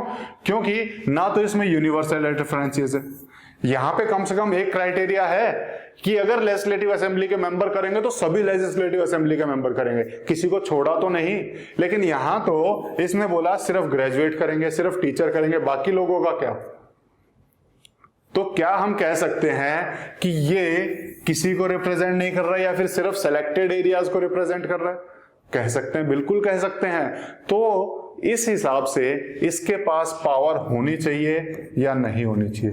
जब ये रिप्रेजेंट ही नहीं कर रहा है पूरी सोसाइटी को एक जैसा, तो इसके पास पावर होनी चाहिए या नहीं होनी चाहिए? तो आप कहेंगे कि इसको पावर देने का फायदा क्या है, ये तो रिप्रेजेंट ही नहीं कर रहा किसी को, तो इसलिए इसके पास पावर नहीं होती है, इसके पास पावर नहीं होती है। इससे बहुत ज्यादा पावर लेजिस्लेटिव असेंबली की होती है। क्या डिफरेंस है दोनों में, अब दिखाता हूं, अब आपको ये समझाता हूं। कोई भी बिल है, अब ये चीज समझ में आई क्यों नहीं होती है, अब क्या डिफरेंस है वो भी बताता हूं। कि कोई भी बिल स्टेट लेजिस्लेटिव असेंबली ने पास किया, वो गया किसके पास? लेजिस्लेटिव काउंसिल के पास। अब काउंसिल के पास क्या क्या ऑप्शन है, उसको अमेंड कर सकता है, ठीक है। अमेंडमेंट इन द सेंस होता है कि उसको जब भी उसको लगता है कि इसमें कुछ चेंजेस रिक्वायरमेंट है, कोई भी चेंज रिक्वायरमेंट है, तो ये अपने सजेशन के साथ, हल्का फुल्का चलता है, सजेशंस के साथ इसको वापस भेज सकता है कि मेरे सजेशन आप ये रख लो, ठीक है। या फिर इसको पास कर सकता है, या एक ऑप्शन है इसको होल्ड कर सकता है। एक ऑप्शन क्या है? होल्ड कर सकता है। जब होल्ड की कंडीशन आएगी तो आपने राज्यसभा में क्या पढ़ा था कि राज्यसभा कितने दिन तक होल्ड कर सकता है? 6 महीने तक। अगर उसने 6 महीने तक होल्ड किया है तो कौन सी कंडीशन बताई थी? डेडलॉक की कंडीशन। और डेडलॉक की कंडीशन में क्या बोला था? ज्वाइंट सिटिंग होती है। तो यहां पे क्या हो जाएगा? ज्वाइंट सिटिंग होगी, यानी कि दोनों आपस में एक दूसरे को मनाने का काम करेंगे, ज्वाइंट सिटिंग करके वोटिंग करेंगे और इस बिल को पास करने की कोशिश करेंगे। इक्वल पावर दोनों के पास है। यहां पे ना तो इनको 6 महीने दिए, इनको बोला तुम्हारे पास मैक्सिमम होल्ड के लिए 3 महीने का टाइम है। क्यों? ये किसी को रिप्रेजेंट कर ही नहीं रहे, ज्यादा देने का फायदा क्या है? कितना बोला? 3 महीने का टाइम है। या तो 3 महीने में बिल पास कर दो, नहीं कर रहे हो तो उसको रिकंसिडरेशन के लिए वापस भेज दो कि इसमें ये चेंजेस रिक्वायर्ड है। क्लियर है इतना? ये चेंजेस रिक्वायर्ड है। अब उसके बाद पहली कंडीशन लेते हैं कि मान लो इसने कुछ सजेशन दिए, इसने कुछ सजेशन दिए और वो सजेशन के साथ वापस भेज दिया लेजिस्लेटिव असेंबली को। अब इसकी मर्जी है, चाहे वो माने या ना माने, कोई बात नहीं, चलो ठीक है। इसने नहीं माना, इसने नहीं माना, दोबारा से इसके पास जाएगा, जाएगा, दोबारा इसके पास गया बिल। अब इसके पास क्या है? अब इसके पास क्या ऑप्शन है? वही ऑप्शन है, या तो फिर से रिकंसिडरेशन सजेशन के साथ भेज दे या पास कर दे। तीसरा ऑप्शन है होल्ड कर ले, तीसरा ऑप्शन है होल्ड कर ले। लेकिन इस बार इसके पास मैक्सिमम टाइम पीरियड होल्ड के लिए जो अवेलेबल है वो 1 महीना है। कितना है? 1 महीना है। 1 महीने से ज्यादा होल्ड नहीं कर पाएगा। क्लियर है?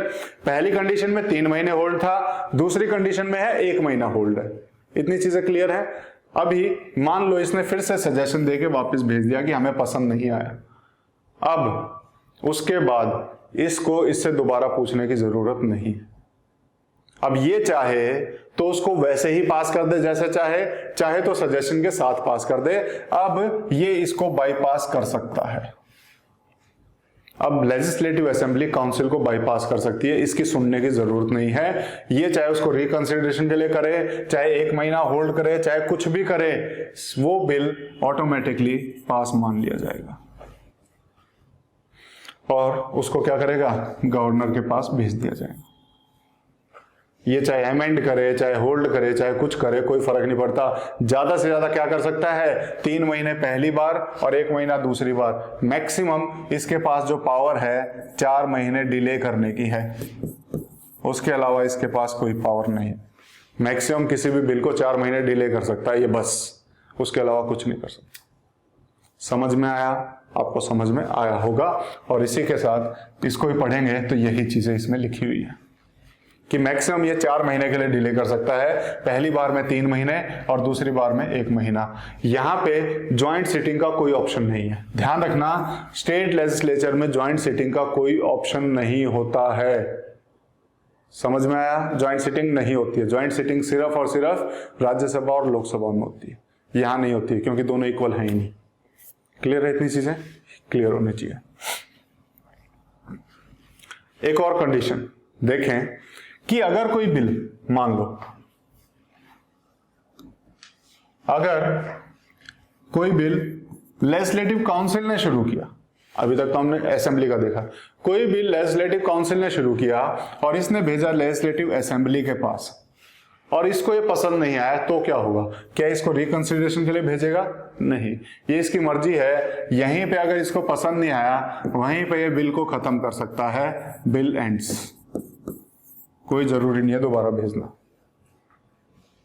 समझ में आया? इसकी बिल्कुल ही पावर नहीं है। इसने कोई बिल दिया, ये बोलेगा ना पसंद नहीं आ रहा, रख लिया, फाड़ दिया, काम खत्म। ठीक है? क्लियर है? तो यहां पे बिल खत्म हो जाता है वहीं पे।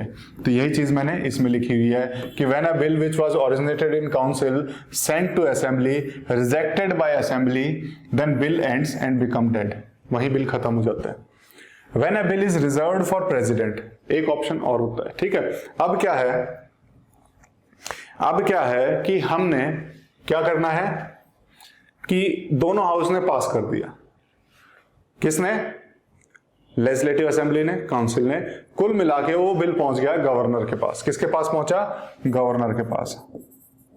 अब गवर्नर उसके ऊपर क्या कर सकता है? तो गवर्नर क्या क्या कर सकता है? गवर्नर के पास, प्रेसिडेंट के पास जो ऑप्शन थे वो सारे हैं। विदहोल्ड कर सकता है, यानी रिजेक्ट करना।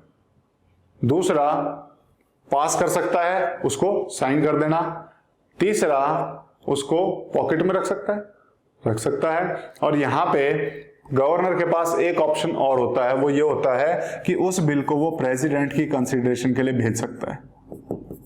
किसके लिए? प्रेसिडेंट की कंसिडरेशन के लिए भेज सकता है। लेकिन ध्यान रखना, कोई भी बिल एक बार प्रेसिडेंट के पास पहुंच गया तो गवर्नर का पत्ता बीच में से कट हो जाएगा। अब स्टेट लेजिस्लेचर को डायरेक्ट प्रेसिडेंट भेजेगा और जब स्टेट लेजिस्लेचर के पास वो बिल प्रेसिडेंट से आया होगा, उसके पास, स्टेट लेजिस्लेचर के पास मैक्सिमम 6 महीने का टाइम होता है उसको दोबारा प्रेसिडेंट के पास भेजने के लिए। मैक्सिमम कितना? 6 महीने का टाइम होता है। अब गवर्नर को भेजने की जरूरत नहीं है, मैक्सिमम 6 महीने में उसको दोबारा प्रेसिडेंट को भेजना पड़ेगा, जिस भी बात के लिए उसको रिकंसिडरेशन के लिए वापस किया हो। उसके बाद फिर प्रेसिडेंट के पास फिर ऑप्शन है, वो फिर से रिकंसिडरेशन के लिए भेज सकता है। याद आया कुछ? जब पार्लियामेंट का कोई बिल था, उसको रिकंसिडरेशन के लिए सिर्फ एक बार भेजा जा सकता है। लेकिन स्टेट लेजिस्लेचर के केस में अगर बिल प्रेसिडेंट के पास पहुंच गया, उसको रिकंसिडरेशन के लिए कितनी बार भी भेजा जा सकता है। क्लियर है? इतना बिल्कुल क्लियर होना चाहिए। एक चीज हमेशा ध्यान रखना, जब मनी बिल का केस आता है, ये इसी पेज पे समझा देता हूं। मनी बिल के केस में हमेशा ध्यान रखना, जैसा वहां होता था वैसा ही यहां होता है। यानी कि मनी बिल दोनों, किसकी पावर होगी मनी बिल में? मनी बिल में पावर होगी असेंबली की। सेम है जैसा लोकसभा राज्यसभा में था, मनी बिल में यहां पे सेम है। लेजिस्लेटिव काउंसिल मैक्सिमम 14 दिन मिलते हैं उसे। 14 दिन के अंदर उसे क्लियर करना पड़ता है। नहीं भी करे कोई फर्क नहीं, ऑटोमेटिकली पास मान लिया जाता है। मनी बिल में कोई डिफरेंस नहीं है। एक जगह डिफरेंस है। क्या डिफरेंस है? कि मनी बिल जब गवर्नर के पास जाएगा तो गवर्नर के पास दो ही ऑप्शन होते हैं, या तो उसको एक्सेप्ट कर ले या रिजेक्ट कर दे, रिटर्न नहीं कर सकता, नो रिटर्न। इसके अलावा गवर्नर के पास एक ऑप्शन और होता है, क्या होता है कि प्रेसिडेंट के लिए वो होल्ड कर, वो कर ले, प्रेसिडेंट के लिए उसको रख ले।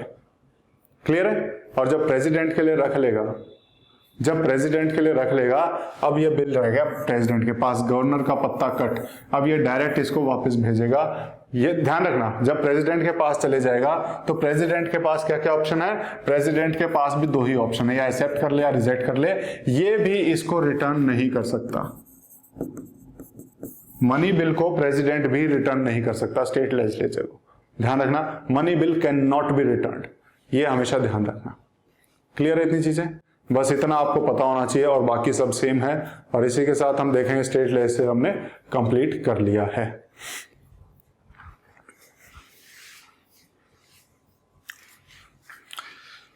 तो अब हम नया शुरू करते हैं, पार्लियामेंट्री कमेटीज के बारे में पढ़ते हैं। तो हमने क्या क्या पढ़ लिया, पार्लियामेंट कंप्लीट कर चुके हैं, स्टेट लेजिस्लेचर कंप्लीट कर चुके हैं, अब पार्लियामेंट्री कमेटीज के बारे में थोड़ा सा पढ़ने की कोशिश करते हैं। तो सबसे पहले पार्लियामेंट्री कमेटीज हमें चाहिए क्यों? सबसे पहली चीज कि पार्लियामेंट्री कमेटीज की रिक्वायरमेंट क्या है, हमें क्यों चाहिए। तो अगर हम इसे समझने की कोशिश करें तो हमें पता लगेगा कि टोटल सेशन कितने होते हैं। कॉन्स्टिट्यूशन में कुछ नहीं लिखा हुआ कितने सेशन होते हैं, कॉन्स्टिट्यूशन में सिर्फ एक चीज लिखी है, क्या लिखी है कि पार्लियामेंट के किसी भी सेशन के बीच में कितना, किसी भी सेशन के बीच में 6 महीने से ज्यादा दिन का गैप नहीं होना चाहिए। क्या लिखा हुआ है कि पार्लियामेंट के किसी भी सेशन के बीच में 6 महीने से ज्यादा दिन का गैप नहीं होना चाहिए। इसके अलावा कॉन्स्टिट्यूशन में इससे रिलेटेड कुछ नहीं लिखा है, ध्यान रखना इस चीज का। क्लियर है? बिल्कुल क्लियर है। अब उसके बाद जब हम देखेंगे कि जब 6 महीने से ज्यादा नहीं है तो इन जनरल वो अपनी मर्जी से, अगर हम देखें इन जनरल पार्लियामेंट के टोटल 3 सेशन होते हैं। क्या क्या सेशन होते हैं? BMW को आप याद रख सकते हो, BMW, budget session, monsoon session और winter session. Budget session, monsoon session और विंटर सेशन, 3 सेशन जनरली किए जाते हैं। 3 सेशन में अगर आप देखोगे तो ज्यादा से ज्यादा कितने दिन के लिए बैठते होंगे? 100 दिन। अगर मैं अंदाजा लगा के चलूं 100 दिन के आसपास ही बैठते होंगे। 100 दिन में पूरे देश के कामकाज कर पाना क्या पॉसिबल है? नहीं है। ये जो बिल लेके आ रहे हैं उस बिल को लाए और फटाफट क्लियर कर दिया, क्या वो एक दिन की कहानी है? नहीं है। उस बिल में पढ़ाई लिखाई में बहुत सारा टाइम लगता है।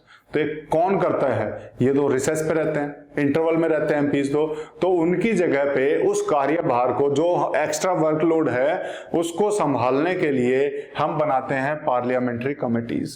क्या बनाते हैं? Parliamentary committees. ये पार्लियामेंट्री कमेटीज को अलग अलग फंक्शंस दिए जाते हैं। कोई भी कमेटी, ध्यान रखना, कोई भी कमेटी 2 तरह की होती है, या तो स्टैंडिंग होगी या एडहॉक होगी, या तो स्टैंडिंग होगी या एडहॉक होगी। क्या डिफरेंस है दोनों में? दोनों में क्या डिफरेंस है? स्टैंडिंग कमेटी वो होती है जो परमानेंट हो,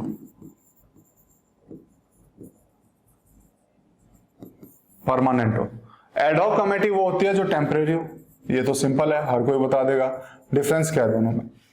एडहॉक कमेटी वो है जो किसी पर्पज के लिए बनाई जाती है, किसी स्पेशल पर्पज के लिए। कोई स्पेशल पर्पज कोई भी दिखाई दे रहा है, उसके लिए जब बना देंगे तो उसको बोलते हैं हम एडहॉक कमेटी।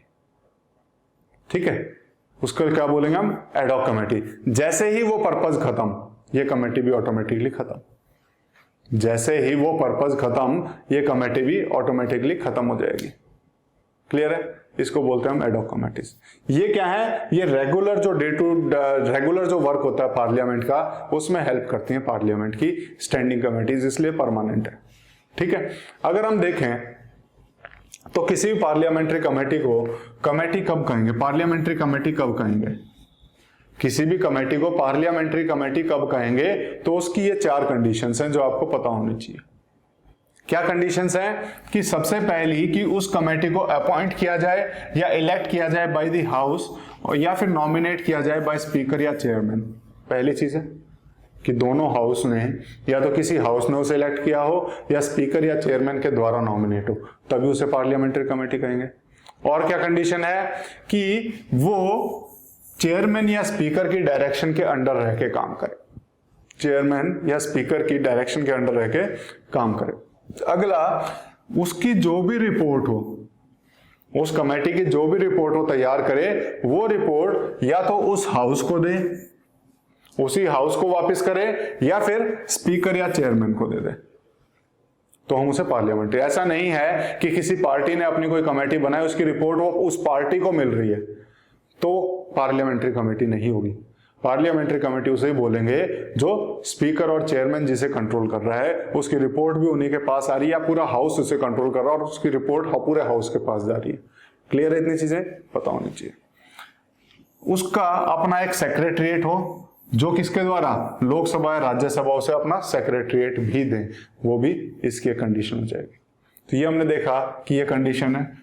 उसी में इसने एक एग्जांपल दिया हुआ है कि जैसे कंसल्टेटिव कमेटी है, कंसल्टेटिव कमेटी है जिसमें भी उसके मेंबर सारे एमपी होते हैं, इनको पार्लियामेंट्री कमेटी नहीं कहेंगे। क्यों नहीं कहेंगे?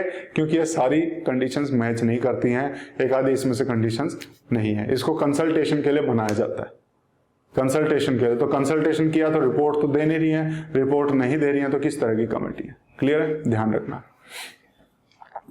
अब किस लिए है तो ऑलरेडी रीजन बता चुका हूं कि किस लिए बनाई जाती है, इनके वर्कलोड को शेयर करने के लिए, पूरे पार्लियामेंट के वर्कलोड को। कैबिनेट के वर्कलोड को शेयर करने के लिए कैबिनेट कमेटीज बनाई थी। कौन बनाता था? पीएम। पार्लियामेंट के वर्कलोड को शेयर करने के लिए पार्लियामेंट्री कमेटीज बनाई जाती हैं। कौन बनाएगा? या तो पार्लियामेंट के प्रेजाइडिंग ऑफिसर या पूरा हाउस। क्लियर है? अब यहां पे ध्यान रखना, इनको कॉन्स्टिट्यूशन में अलग अलग जगह लिखा गया है, अलग अलग जगह लिखा गया है कि यहां पे लिख दिया, वहां लिख दिया, कहीं ना मतलब इनका कहीं ना कहीं जिक्र मिलता है कि ये कमेटी होनी चाहिए, बस इतना लिखा है। उसके बारे में ये नहीं लिखा कि इसमें कितने मेंबर होने चाहिए, कहां से बनाई जानी चाहिए, इसके क्या रूल होंगे, क्या रेगुलेशन होंगे, इसके अलावा कोई भी बात नहीं लिखी हुई है। सिर्फ और सिर्फ लिखा है कि ये कमेटी होनी चाहिए। तो उसके अलावा जो उसकी कंपोजिशन के कि कितने मेंबर होंगे, कहां से होंगे, उसका टेन्योर क्या होगा, फंक्शन क्या होगा, ये सारे मैटर हाउसेज की जो रूल बुक्स हैं, हाउसेज की जो रूल बुक्स हैं उसमें डिफाइन किए जाते हैं, उसमें ये लिखे जाते हैं। दोनों हाउस अपने अपने रूल बना के इनको डिसाइड करता है। क्लियर है? ये चीजें क्लियर होनी चाहिए। उसके बाद देखें तो पहले हम देखते हैं स्टैंडिंग कमेटीज को। तो स्टैंडिंग कमेटीज को अगर आप देखोगे तो स्टैंडिंग कमेटीज आपको टोटल 6 टाइप की मिलेंगी। कितने टाइप की? 6 टाइप की स्टैंडिंग कमेटीज मिलेगी। 6 टाइप मतलब का है कि 6 हमने उनको डिवाइड किया हुआ, उन 6 के नीचे अलग अलग मिल जाएंगी। जैसे पहला टाइप इन्होंने बोला कि जो फाइनेंशियल टाइप की कमेटीज हैं, तो फाइनेंशियल टाइप की कमेटीज 3 है। मतलब हमने देखा 6 कैटेगरी में इनको डिवाइड किया है। ठीक है? टोटल 6 कमेटी नहीं होती है, 6 कैटेगरीज में डिवाइड हम करते हैं अपनी सहूलियत के लिए। सबसे पहली कैटेगरी देखें तो फाइनेंशियल कमेटीज, जो फाइनेंशियल मैटर से डील करती हैं, वो कमेटीज। तो ये 3 कमेटीज हैं और यही मोस्ट इंपॉर्टेंट है जो हमें पढ़नी है। कौन कौन सी है? Public accounts committee, estimates committee और committee on public undertakings. Public accounts committee, estimates committee और कमेटी ऑन पब्लिक अंडरटेकिंग्स, यही हमें पढ़नी है जो मोस्ट इंपॉर्टेंट है। उसके अलावा सिर्फ आपको नाम पता होने चाहिए, मेंबर पता होने चाहिए। ठीक है? क्लियर है? तो इसमें अगर हम मेंबर देखें तो कहां कहां से आते हैं। अब एक चीज और ध्यान रखना, 2 तरह की कमेटी होती है, एक ज्वाइंट कमेटी होती है, एक सेलेक्ट कमेटी होती है। ज्वाइंट कमेटी वो होती है जिसमें दोनों के मेंबर हो, लोकसभा के भी राज्यसभा के भी। सेलेक्ट कमेटी वो होती है जिसमें सिर्फ और सिर्फ एक हाउस के मेंबर हो। क्लियर है? अब इसमें जब मैं लिख रहा हूं तो ध्यान रखना, जहां जहां पे मैंने प्लस का साइन लगाया हुआ है इसका मतलब उसमें दोनों के मेंबर हैं। जहां जहां कॉमा लगाया हुआ है तो इसका मतलब यह समझना कि दोनों हाउस की ये अलग अलग कमेटी है और इन दोनों हाउस के अलग अलग मेंबर मैंने लिखे हुए हैं। क्लियर है? ध्यान रखना। अब यहां 15+7 यानी कि पब्लिक अकाउंट्स कमेटी में टोटल 22 मेंबर होते हैं, जिसमें 15 लोकसभा से आएंगे, 7 राज्यसभा से आएंगे। क्लियर? एस्टिमेट्स कमेटी, इसमें टोटल 30 मेंबर होते हैं और ये सिर्फ और सिर्फ लोकसभा में होती है, राज्यसभा में नहीं होती है। क्यों? क्योंकि एस्टिमेट कमेटी का काम ही कुछ इस तरह का होता है क्या होता है, जो डिपार्टमेंट अपना एस्टिमेट भेजते हैं, बजट में मैंने पढ़ाया था शुरुआत कहां से होती है, जब डिपार्टमेंट से पहले उनसे एस्टिमेट मांगा जाता है कि बताओ तुम्हें कितना पैसा चाहिए। तो उनके एस्टिमेट्स को डिस्कस करने के लिए, उनके एस्टिमेट को स्क्रूटिनाइज करने के लिए, उनके एस्टिमेट को ढंग से देखने के लिए कि इसने जायज एस्टिमेट तो नहीं दिया हो, मतलब ऐसा तो नहीं फालतू का कोई डिमांड रखी हुई है, तो वो सारी चीजें देखने के लिए हम एस्टिमेट कमेटी बनाते हैं। तो बजट से रिलेटेड है और बजट से रिलेटेड ही ये काम कर रही है, तो ये कहां होगी, लोकसभा में होगी। क्लियर है। उसके बाद कमेटी ऑन पब्लिक अंडरटेकिंग, तो बेसिकली इसमें भी 22 मेंबर होते हैं, 15 लोकसभा से, 7 राज्यसभा से। ध्यान रखना रेशो क्या चल रहा है, 2:1 का लगभग रेशो रहता है हमेशा हर कमेटी में, लगभग 2 और 1 का रेशो मिलेगा आपको। क्लियर है, 2 और 1 का ही रेशो मिलेगा जनरली मैक्सिमम कमेटीज में। क्वेश्चन पूछा हुआ इसलिए मैंने आपको बताया है, जो भी मैं बोल रहा हूं कहीं ना कहीं क्वेश्चन वो पूछे गए हैं, तो ये मैंने एक्स्ट्रा इसीलिए बताया क्योंकि एक जगह क्वेश्चन पूछ लिया था कि जो बेसिकली कमेटीज होती हैं उनमें किस रेशो में दोनों हाउसेज से मेंबर्स लिए जाते हैं। तो रेशो आप देख सकते हैं 2 और 1 का है, तो ये 2 और 1 का रेशो ध्यान रखना। उसके बाद अगर हम देखें फाइनेंशियल कमेटीज के बाद नेक्स्ट जो आता है वो आता है department related standing committees. Total ये 24 तरह की होती हैं, 24 डिपार्टमेंट रिलेटेड स्टैंडिंग कमेटीज होती हैं। इसमें ऑलरेडी बता चुका हूं, जब बजट किया था इसको हम डिटेल में डील कर चुके हैं। डिटेल मतलब जितना चाहिए हम उतना डील कर चुके हैं कि इनका काम क्या होता है। टोटल इसमें 31 मेंबर होते हैं, 21 लोकसभा से, 10 राज्यसभा से। ये जो 24 हैं इनमें से 16 कमेटीज वो लोकसभा में बनती हैं, मेंबर दोनों से आएंगे लेकिन मेनली वो लोकसभा में काम करेगी। और जो 8 हैं ये 8 कहां काम करेंगी, ये करेंगी राज्यसभा में काम। यहां पे भी 2 और 1 का रेशो मेंटेन है, ध्यान रखना। क्लियर है। अब उसके बाद कमेटी टू इंक्वायरी के लिए अलग अलग तरह की, जैसे पेटिशंस के ऊपर बना दी कोई कमेटी, यही मैं सबको आपको मेन बता रहा हूं। इन 3 को अलग से हम डिस्कस करेंगे, बल्कि इन 4 को हम डिस्कस कर लेंगे जो मेनली इंपॉर्टेंट हमें आती हैं। इनका मैं वहीं बता देता हूं क्या फंक्शन जो जनरली जिसका बताना चाहिए। तो पेटिशंस बेसिकली अगर कोई आम जनता पेटिशन भेज दे लोकसभा में कि ये चेंज करो, ये करो, वो करो, कोई सजेशन भेजे, तो उसके ऊपर इंक्वायरी के लिए कि ये करना चाहिए नहीं करना चाहिए, कितना जायज है कितना नहीं है, उसके लिए हम बैठाते हैं हम कमेटी, जो कमेटी ऑन पेटिशंस। उसमें बेसिकली अगर आप देखोगे तो दोनों हाउसेज में अलग अलग होती है, राज्यसभा की अलग होती है, लोकसभा की अलग होती है, क्योंकि दोनों में पेटिशन आ सकते हैं, तो उस हाउस की अलग से कमेटी बनती है। जो राज्यसभा वाले बनाएंगे वहां पे बेसिकली अगर आप ये 2 और 1 का रेशो क्यों है, मैं ये बताना भूल गया, 2 और 1 का रेशो क्यों है, क्योंकि इनकी स्ट्रेंथ का भी 2 और 1 का रेशो है, 250-500। क्लियर है। तो लगभग 2 और 1 का रेशो आपको मिलेगा, तो इसीलिए यहां पे भी उसी रेशो में इनको डिवाइड किया गया है। तो यहां पे भी 15, जब लोकसभा में जो कमेटी ऑन पेटिशन होगी तो लोकसभा की कमेटी के होंगे 15 मेंबर, राज्यसभा की कमेटी में होंगे 10 मेंबर। कमेटी ऑन प्रिविलेजेस, तो कमेटी ऑफ प्रिविलेजेस को अगर आप देखोगे तो ये किस लिए होती है, जो उनके प्रिविलेजेस से डील करती है। किनके, जितने भी एमपीज और एमएलए, ये एमपीज और जितने भी एमपीज होते हैं, मेंबर्स होते हैं पार्लियामेंट के, तो उन सभी की प्रिविलेजेस से डील करती है। उससे रिलेटेड जो भी चीजें आती हैं उसके ऊपर जो कमेटी बनाई जाती है उसको हम क्या बोलेंगे, कमेटी ऑन प्रिविलेजेस। और ये सेमी जुडिशियल होती है, पनिशमेंट वगैरह भी देती है, ठीक है, क्वासी जुडिशियल जिसे हम कह सकते हैं। इसमें जो लोकसभा में कमेटी होगी वो 15 मेंबर होंगे, राज्यसभा में 10 मेंबर होंगे। उसके अलावा एक एथिक्स कमेटी बनती है। एथिक्स कमेटी क्या करती है, बेसिकली कोड ऑफ कंडक्ट जो एमपीज का होता है उसको एनफोर्स करती है उनके ऊपर। तो ये आपकी होगी कमेटीज। उसके अलावा चौथी देखें तो committee to scrutinise and control, scrutinise करने के लिए और कंट्रोल करने के लिए जो बनाई जाती हैं। सबसे पहली committee on government assurances. Government assurances किस लिए, कि जो जैसे एमपी है कोई, वो सदन में खड़े होकर, हाउस में खड़े होकर कोई वादा करे कि मैं आने वाले टाइम में ये काम करूंगा, तो उसको नोट कर लेती है फटाक से, अच्छा इसने बोल दिया काम करेगा, लिख लिया इसने। अब उसके बाद उसको याद दिलाती रहेगी, आपने काम बोला था कब करोगे, आपने काम बोला था कब करोगे। फॉर एग्जांपल बता रहा हूं, ये इस तरह का इसका काम होता है कुछ, ठीक है। तो ध्यान रखना, कमेटी ऑन गवर्नमेंट एश्योरेंसेस, तो ये उसका काम होता है कि जो भी वादे किए गए हैं उसके हिसाब से किस एमपी ने कितने पूरे किए कितने नहीं किए, और उनको बार बार बोलते रहना कि आप अपने वादे पूरे करो, ठीक है। तो ये उसका काम होता है। लोकसभा में जो कमेटी बनेगी उसके 15 मेंबर होंगे, जो राज्यसभा में अलग से बनेगी उसके 10 मेंबर होंगे, ठीक है। Committee on subordinate legislation, committee on subordinate legislation के लिए, ठीक है। तो उसके लिए बेसिकली कितने हैं, जो एग्जीक्यूटिव वगैरह को जो हम काम दे देते हैं ना, कि हमने पढ़ा था सबऑर्डिनेट लेजिस्लेशन क्या होता है, कि हम क्या करते हैं, ये लेजिस्लेचर क्या करता है, एक ढांचा तैयार करता है, एक स्ट्रक्चर बनाता है, पॉलिसी बनाता है, उस पॉलिसी के अंदर रूल्स और रेगुलेशंस जो डालने का काम होता है वो एग्जीक्यूटिव का होता है। तो उसके ऊपर कंट्रोल करने के लिए कौन सी होती है, कमेटी ऑन सबऑर्डिनेट लेजिस्लेशन, ताकि उसको डिटेल में देख सके कि हाँ ये इसमें ये आना चाहिए, इसमें ये आना चाहिए, एक एक रूल्स के हिसाब से उसको चेक कर सके। तो उसके लिए कमेटी होती है, इसमें दोनों में बराबर बराबर मेंबर है, 15 इसमें लोकसभा वाले उसमें और 15 ही राज्यसभा वाले में। Committee on papers lead on the table, जितने भी बिल्स के अलावा, उसके अलावा जितने भी अगर हम कहें नोटिस वगैरह जो भी पेपर आते हैं उनको चेक करने के लिए, उसको उसकी देखरेख के लिए या फिर उससे रिलेटेड डील करने के लिए जो कमेटी होते हैं, committee lead on the table. तो 15 और 10, 15 लोकसभा में, 10 राज्यसभा में।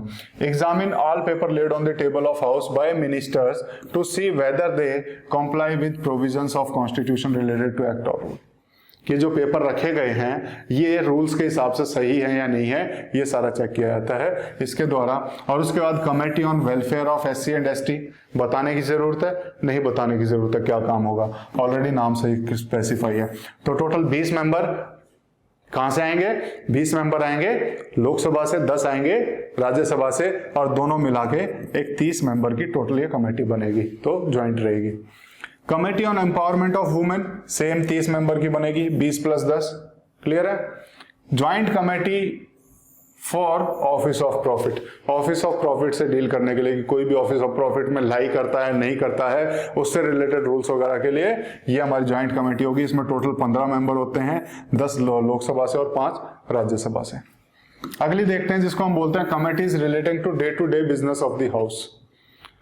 डे टू डे बिजनेस से डील करने के लिए जो कमेटीज हैं, तो ये बेसिकली देखोगे तो बिजनेस एडवाइजरी कमेटी, इसका नाम आपने सुना होगा। इसका चेयरमैन कौन होता है, तो इसका प्रिजाइडिंग ऑफिसर जो भी होगा, स्पीकर जो होता है वो इसका एक्स ऑफिशियो चेयरमैन होता है, क्लियर है। ये पहले बता चुके हैं इस बात को। क्या करती है बेसिकली, जो भी बेसिकली पूरा एजेंडा होता है हाउस का, कि क्या हमारा एजेंडा रहेगा, क्या बिजनेस रहेगा पूरे हाउस का, उसका क्या टाइम टेबल रहेगा, कब किस चीज को डील करेंगे, वो सारी चीज इसी कमेटी के द्वारा डील किया जाता है। और ये दोनों हाउस की अलग अलग होती हैं, लोकसभा की भी राज्यसभा की भी। लोकसभा वाली में 15 मेंबर होते हैं और इसमें 11 मेंबर होते हैं, क्लियर है। तो इसमें ये चीजें ध्यान रखना। उसके अलावा अगली होती है रूल्स कमेटी, जो रूल से डील करेगी, जो हाउस के रूल्स हैं। तो दोनों हाउस के अलग अलग रूल होते हैं, तो दोनों हाउस की अलग अलग कमेटी, 15 मेंबर लोकसभा वाली कमेटी में, 16 मेंबर राज्यसभा वाली कमेटी में, क्लियर है। ये मैंने इस हिसाब से लिखा हुआ है कि पहले जो लिखा है वो लोकसभा के मेंबर है, दूसरे में जो लिखा हुआ है वो है राज्यसभा के member. Committee on private members bill and resolution, private member bills और प्राइवेट मेंबर जो रिजोल्यूशन लेके आते हैं, तो basically private member bill and resolution के ऊपर जो कमेटी है वही आ गई। तो इसमें अगर आप देखोगे सिर्फ और सिर्फ कहां पे है, तो प्राइवेट मेंबर, जनरली गवर्नमेंट कहां बन रही है, जनरली अगर हम देखें तो गवर्नमेंट हमारी लोकसभा से होती है, तो प्राइवेट मेंबर होने के चांसेस भी वही होते हैं। तो प्राइवेट मेंबर का हम देखेंगे सिर्फ और सिर्फ लोकसभा में है। और इसमें अगर आप देखोगे टोटल होते हैं 15 मेंबर। और इसमें एक चीज हमेशा ध्यान रखना कि डिप्टी स्पीकर इसका चेयरमैन होता है, डिप्टी स्पीकर इसका चेयरमैन होता है। राज्यसभा में ऐसी कोई कमेटी नहीं होती है। तो राज्यसभा में प्राइवेट मेंबर के बिल से रिलेटेड क्यों कौन देखता है काम, तो आपको पता लगेगा कि बिजनेस एडवाइजरी के द्वारा राज्यसभा में ये काम देखा जाता है, क्लियर है। Committee on absence of members from the sitting of the house, बताया था 60 दिन से ज्यादा अगर कोई एब्सेंट हो जाए तो उसको डिस्क्वालीफाई हो जाता है, बताई थी ये बात। तो यहाँ पे इस चीज को रेगुलेट करने के लिए, इस चीज को देख रेख करने के लिए कौन सी कमेटी होती है, तो ये कमेटी होती है। तो कहाँ होती है बेसिकली, सिर्फ और सिर्फ लोकसभा में होती है। कितने, 15 मेंबर है। राज्यसभा में इस तरह की कोई कमेटी नहीं होती है। एक जो हमारी बच गई क्या है, हाउस कीपिंग कमेटी या फिर सर्विस कमेटीज। क्या है, सबसे पहले जनरल पर्पस कमेटी, ये क्या कर रही है, it consider and advises on matter concerning the affairs of the house which do not fall with in the jurisdiction of any other parliamentary committee. जो किसी भी कमेटी में फॉल नहीं करेगा, तो उस तरह का अगर हम देखें मैटर कौन डील करेगा, ये हमारी जनरल पर्पस, नाम ही बता रहा है जनरल पर्पस, कि जो किसी का नहीं वो हमारा, इनका ये कहानी होती है, ठीक है। तो जिसका कोई नहीं है उसके हमें इसका ये काम होता है। प्रिजाइडिंग ऑफिसर कौन होगा, एक्स ऑफिशियो जो भी होगा, ठीक है, जो भी स्पीकर है तो वो होगा। और वहां पे है अगर हम कहें कि राज्यसभा में तो जो चेयरमैन होगा वो इसका एक्स ऑफिशियो प्रेसिडेंट बन जाएगा। क्लियर है। हाउस कमेटी, हाउस कमेटी क्या कर रही है, residential accommodation of members and other amenities, कि एमपी को घर जो मिल रहा है उसको एलोकेट करने का, उसको एमेनिटीज वगैरह का देख रेख के लिए ये कमेटी बनाई जाती है। एक होती है लाइब्रेरी कमेटी, टोटल 9 मेंबर, 6+3, ठीक है। और एक होती है joint committee on salary and allowances, इसमें टोटल 15 मेंबर, 10 एक साइड से, 5 एक साइड से। तो ये सारी हमने स्टैंडिंग कमेटीज देखी। उसके बाद एडहॉक कमेटीज जो स्पेशल पर्पस के लिए बनाई जाती है। इसके दो आपको टाइप मिलेंगे। एक तो इंक्वायरी कमेटीज कि कोई भी ऐसा मैटर आ गया जिसके ऊपर इंक्वायरी करवानी है, स्पेशल पर्पस है, तो सिर्फ उस इंक्वायरी के लिए कमेटी बना देंगे कि इस इंक्वायरी के लिए कमेटी बना रहे हैं, उसके बाद जैसे इंक्वायरी खत्म वो कमेटी खत्म, तो एडहॉक हो गई। दूसरी है एडवाइजरी कमेटी, जब भी ऐसे कोई कंडीशन आ जाए जब उनको एडवाइस की जरूरत है तो एक कमेटी बनाएंगे और एडवाइस लेने के बाद उस कमेटी को खत्म कर देंगे, तो वो क्या हो जाएगी, एडवाइजरी कमेटी और एडहॉक कमेटी आ जाएगी। क्लियर है। अब हमने जो 3-4 हमारी फाइनेंशियल कमेटी और डिपार्टमेंट रिलेटेड स्टैंडिंग कमेटी है उसको थोड़ा डिटेल में देखते हैं। जो पब्लिक अकाउंट्स कमेटी है ये कब बनी थी, हिस्ट्री इसकी कब से, तो हिस्ट्री देखोगे तो आपको 1919 का गवर्नमेंट ऑफ इंडिया एक्ट जो था इसके अंदर इसकी बात की गई थी कि हम इस तरह की कोई कमेटी बनाएंगे, और फाइनली ये 1921 में सेट होती हुई दिखाई देगी। 1921 से चली आ रही है आज तक हमारे पास, ठीक है। क्लियर है इतनी चीजें। कितने बताए थे मेंबर, 22 मेंबर बताए थे, 15+7। इसका जो इलेक्शन होता है, इसके जो मेंबर का जो इलेक्शन होता है वो होता है proportional representation single transferable vote के द्वारा। क्यों किया जाता है ऐसे, ताकि इसके अंदर सभी पार्टीज को, जितनी भी पॉलिटिकल पार्टीज हैं सभी को इसमें इक्वल रिप्रेजेंटेशन मिले, इक्वल रिप्रेजेंटेशन मिले।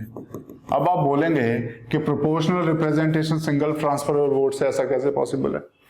प्रेसिडेंट में हमने क्या देखा था कि सबको इक्वल मिलना चाहिए, अगर हम कहें कि प्रेजेंटेशन, तो सबका हमने वोटिंग की और वोटिंग की वैल्यू रखी कि एमएलएज का वोट की वैल्यू इतनी है, तो सारे एमएलएज के वोट की वैल्यू हमने पॉपुलेशन के हिसाब से वो डिवाइड करी। तो पॉपुलेशन के हिसाब से देखें तो हर एक वोट की वैल्यू हमको बराबर मिलेगी, मतलब सभी एमपीज और एमएलएज को बराबर बराबर वोटों में बांटा, तो सभी को रिप्रेजेंटेशन मिला, सबको मिला।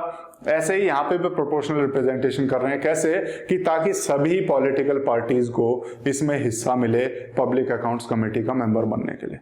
कैसे होगा इसमें, तो इसको कैसे किया जाता है अगर आप समझने की कोशिश करें तो इसको क्या करेंगे कि जितनी पॉलिटिकल पार्टीज हैं उन सबको बुलाएंगे, उन सबके मेंबर काउंट करेंगे, तो उन सबके मेंबर के हिसाब से उसी रेशियो के हिसाब से उनको मेंबर इसमें लिए जाते हैं, ठीक है।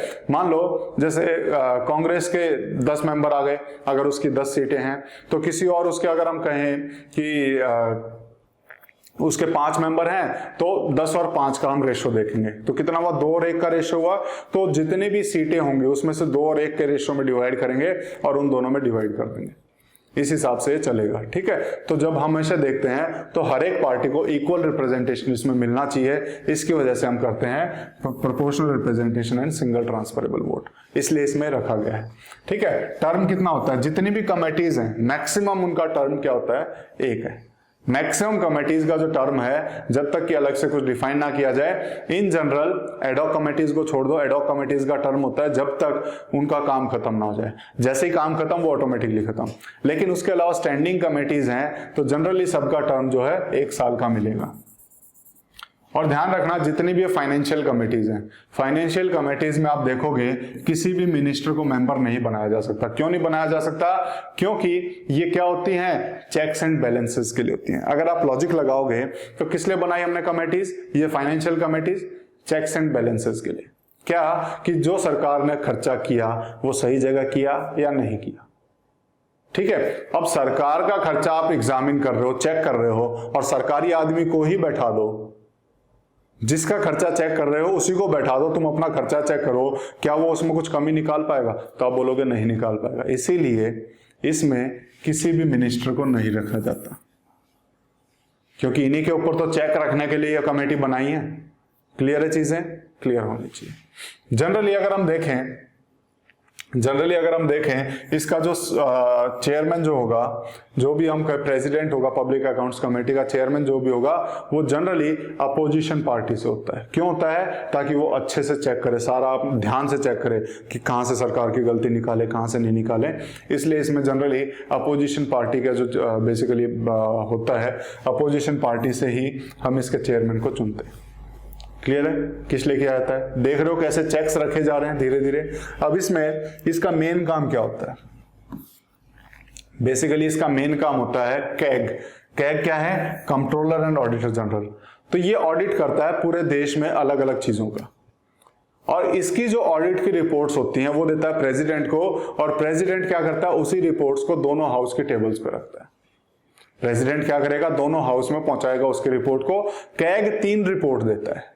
कितने रिपोर्ट? ये 3 रिपोर्ट देता है। कौन कौन सी? एक तो audit report on appropriation account, audit report on finance account, और लास्ट वाला audit report on public undertakings. ध्यान रखना, जो एप्रोप्रिएट अकाउंट होता है, अभी हमने पढ़ा था प्रीवियस लेक्चर में ही, अगर आप ध्यान दें तो आर्टिकल 114 किससे डील करता है? एप्रोप्रिएशन बिल से। तो एप्रोप्रिएशन बिल क्या कर रहा है? कंसोलिडेटेड फंड ऑफ इंडिया से पैसे निकालने का काम कर रहा है। तो जितने पैसे निकले हैं उन सबको उन सब की रिपोर्ट कहां पे होती है? वो सारे पैसे की ऑडिट रिपोर्ट होती है यहाँ पे एप्रोप्रिएशन अकाउंट में, कि ढंग से निकाले गए, कहाँ यूज किए गए, तो सब कुछ ब्यौरा इसमें होता है। उसके अलावा उसके बाद हमने देखा था लास्ट स्टेज के बजट में हम लेके आते हैं फाइनेंस बिल। फाइनेंस बिल किस लिए? इनकम को देखने के लिए कि पैसा आया कहां से। उसके ऊपर जो ऑडिट रिपोर्ट है वो ये है कि जो पैसा आया है वो लेजिटिमेट ढंग से आया है कि नहीं। ऐसा तो नहीं गुंडागर्दी करके ले आए, ऐसा तो नहीं जबरदस्ती का टैक्स ले आए, जो लिखा ही नहीं था वो टैक्स भी आप ले आए, है ना। तो ये सारी चीजें देखी जाती हैं फाइनेंस अकाउंट में। समझ में आया दोनों में क्या डिफरेंस है? तीसरा है पब्लिक अंडरटेकिंग। जितनी भी सरकारी कंपनियां उनका जब ऑडिट करती है कैग, तो उसकी रिपोर्ट हमारी यहां मिलेगी। क्लियर है? इनमें से जो पब्लिक अंडरटेकिंग छोड़ दो, उसके अलावा ये दोनों रिपोर्ट एग्जामिन की जाती है पब्लिक अकाउंट्स कमेटी के द्वारा। किसके द्वारा? पब्लिक अकाउंट्स कमेटी के द्वारा। तीसरी कौन करता है? जो तीसरी फाइनेंशियल कमेटी मैंने बताई थी, कोपू यानी कि कमेटी ऑन पब्लिक अंडरटेकिंग। तो तीसरी रिपोर्ट को ये जांच करती है। क्लियर है? 2 के लिए पब्लिक अकाउंट्स कमेटी है, तीसरे के लिए ये। क्लियर? इतनी चीजें क्लियर होनी चाहिए। ये सारी रिपोर्ट ये चेक करती है। मेन काम इसका हम कहें यही होता है। उसके अलावा जितना भी खर्चा हो रहा है, इनकम हो रही है, उस चीज के ऊपर नजर रखी रहती है ये पब्लिक अकाउंट्स कमेटी। तो देखा कैसे चेक कर रही है। अब इसमें दिक्कत क्या आती है?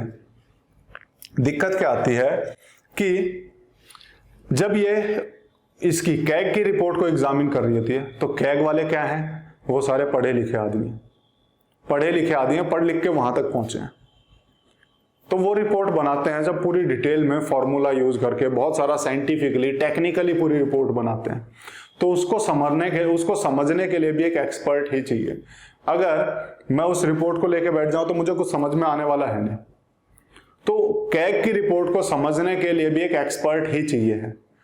तो क्या ये पीएससी कैग की रिपोर्ट को समझ पाएगी? जहां पे सिर्फ और सिर्फ अगर हम देखें तो मेंबर ऑफ पार्लियामेंट है, क्या मेंबर ऑफ पार्लियामेंट इसकी रिपोर्ट को समझ पाएंगे? तो आप कहेंगे वो कैसे समझ पाएंगे, उनसे ज्यादा तो हम ही पढ़ रहे हैं अभी फिलहाल आजकल, है ना।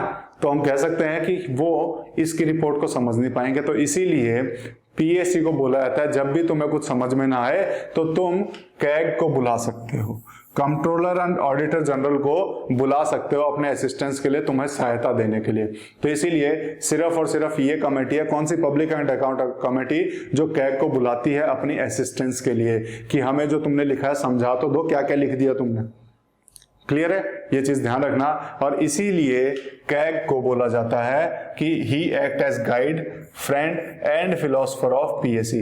और क्वेश्चन पूछा जाता है who is guide, friend and philosopher of PSC. तो ध्यान रहना वो कौन है? कैग है।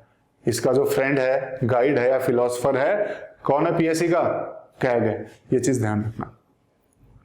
अब ये जो पीएससी है, पब्लिक अकाउंट कमेटी, क्या सिर्फ फाइनेंशियल व्यू से देखती है, या फिर मैं कहूं कि क्या सिर्फ ये इकोनॉमिकल व्यू से देखती है चीजों को कि पैसा खर्च किया है, कैसे किया है, ठीक है, क्या सिर्फ ये नहीं, ये बहुत सारे एंगल से देखती है। लीगल तरीके से कि जो पैसा है वो लीगली वैलिड है या नहीं है, पैसे को एप्रोप्रिएशन से निकाला था या नहीं निकाला था, तो लीगल साइड से देखेगी। फॉर्मल तरीके से कि वो इसको ऐसे यूज करना चाहिए था या नहीं करना चाहिए था, मतलब नॉर्मली जो फॉर्मल तरीका होता है उस तरीके से। टेक्निकल तरीके से, इसीलिए क्रैग को बुलाया ताकि टेक्निकल में हेल्प मिल सके। इकोनॉमिकल पॉइंट ऑफ व्यू से कि यहाँ पे इतने में काम चल जाता कि नहीं चल जाता, इसने ज्यादा तो नहीं खर्च कर दिए, तो वो सारे एंगल से ये पब्लिक अकाउंट कमेटी इसकी रिपोर्ट को चेक करती है। क्लियर है? इसकी कुछ लिमिटेशंस हैं, पब्लिक अकाउंट कमेटी की कुछ लिमिटेशंस हैं। क्या लिमिटेशंस हैं? तो इसको देखोगे कि ये एक तरह से पोस्टमार्टम का काम करती है। पोस्टमार्टम क्या होता है? जब आदमी खत्म हो लेता है तब उसको चेक किया जाता है क्या कमी थी। तो ऐसे ही जब खर्चा हो चुका है सारा, उसके बाद ये चेक करती है। तो जब ऑलरेडी जो कांड हो चुका है उसको चेक करके बताती है, उसके बाद उसमें कमी निकालती है। अगर साथ ही साथ इसको काम दे दिया जाता तो हो सकता है कि वो नाजायज खर्चा होने से बच जाता, यानी कि वो वहां तक नौबत ही ना पहुंचती, है ना। तो इसका एक लिमिटेशन कह सकते हैं कि ये बेसिकली पोस्टमार्टम करती है, यानी कि जब खर्चा हो चुका है, जो कमी हो चुकी है, जो गलती हो चुकी है, उसको बाद में चेक कर रही है। रोकने का काम नहीं करती, ये सिर्फ बताने का काम करती है इसने गलती की है। क्लियर है? ये चीज क्लियर होनी चाहिए। ठीक है। अब उसके बाद दूसरी लिमिटेशन क्या है कि ये सिर्फ रिकमेंडेशंस नेचर की होती है, यानी कि ये सिर्फ रिकमेंड कर सकती है कि हमने ये गलतियां ढूंढी हैं और अपनी रिकमेंडेशन दे सकती है पार्लियामेंट को, और इसकी रिकमेंडेशन बाइंडिंग नहीं होती है। पार्लियामेंट माने ना माने उसकी मर्जी है। अगर इसने कमी निकाल के भी दे दी हो तो वो आगे पार्लियामेंट की मर्जी है क्या करना चाहती है। क्लियर है? तो इसकी एडवाइजरी नेचर की होती है, बाइंडिंग नहीं होती है। ऐसे ही अगला देखें एस्टिमेट कमेटी। तो एस्टिमेट कमेटी को अगर आप देखोगे तो एस्टिमेट क्या करेगी? एस्टिमेट क्या करते हैं? एस्टिमेट कहां मैंने यूज किया था? बजट में यूज किया था, जहां पे सभी डिपार्टमेंट अपने एस्टिमेट भेजते हैं। तो उन्हीं एस्टिमेट्स को ये जांचती है कि जो भी एस्टिमेट उन्होंने भेजे हैं वो सही हैं या नहीं है, वो जायज उसको खर्चना चाह रहे हैं या नाजायज खर्चना चाह रहे हैं। तो वो सारी चीजें चेक करते हैं। लेकिन उससे पहले हम देखते हैं इसका भी सेटअप 1921 में हुआ था। फर्स्ट एस्टिमेट कमेटी इंडिपेंडेंस के बाद 1950 में बनी थी। किसके रिकमेंडेशन पे? जॉन मथाई। कौन थे जॉन मथाई? उस टाइम पे फाइनेंस मिनिस्टर थे हमारे। ठीक है। तो जॉन मथाई के रिकमेंडेशन पे हम कहेंगे कि ये हमारी कमेटी बनी थी 1950 में आफ्टर इंडिपेंडेंस। लेकिन फर्स्ट टाइम देखे तो 1921 में इंडिया में बन चुकी थी। टोटल कितने होते हैं? टोटल 30 मेंबर होते हैं। कहां से? सिर्फ लोकसभा से। इसमें भी कोई भी मिनिस्टर नहीं होता है, और इसमें भी लोकसभा की सभी पार्टियों को बराबर का रिप्रेजेंटेशन मिल सके, इसलिए इसका भी इलेक्शन प्रोपोर्शनल रिप्रेजेंटेशन और सिंगल ट्रांसफरेबल वोट के द्वारा किया जाता है। क्लियर है? चीजें क्लियर है? अब आपको धीरे धीरे चीजें समझ में आ रही होंगी। कोई भी चीज कर रहे हैं तो क्यों कर रहे हैं। ठीक है। क्या पर्पस है? उससे पहले इसका चेयरमैन, इसका जो चेयरमैन बनेगा वो किसके द्वारा अपॉइंट किया जाता है? स्पीकर के द्वारा। जो भी इसके मेंबर होते हैं उसके बेसिकली अगर हम कहें कि इसके मेंबर में से किसी एक को बनाते हैं, लेकिन इसका जो चेयरमैन बनेगा वो जनरली रूलिंग पार्टी से होगा। क्यों?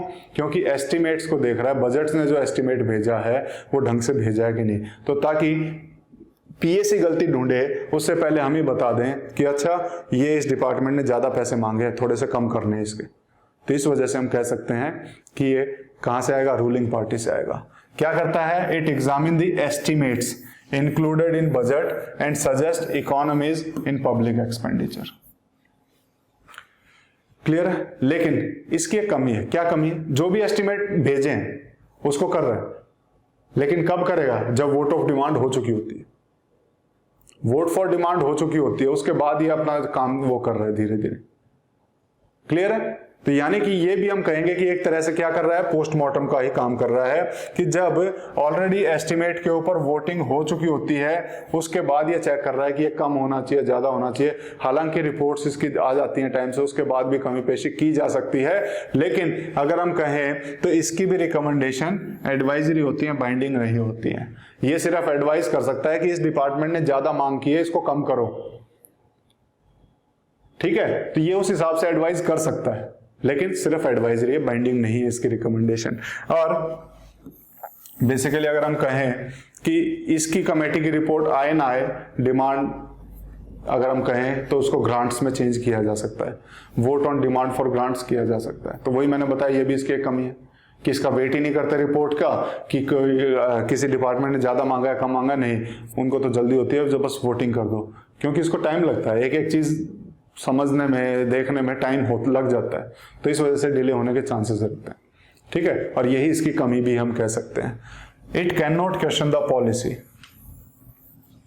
कि जिस खर्चे के लिए, जिस चीज के लिए खर्चे के मतलब खर्चे के लिए पैसा मांगा जा रहा है, जिस पॉलिसी पे खर्चे के लिए पैसा मांगा जा रहा है, ये उस पॉलिसी को क्वेश्चन नहीं कर सकते कि यह पॉलिसी गलत है ना, सिर्फ ये बता सकते हैं कि इस पॉलिसी में इतने पैसे लगने चाहिए थे, ये पैसे इन्होंने गलत मांगे।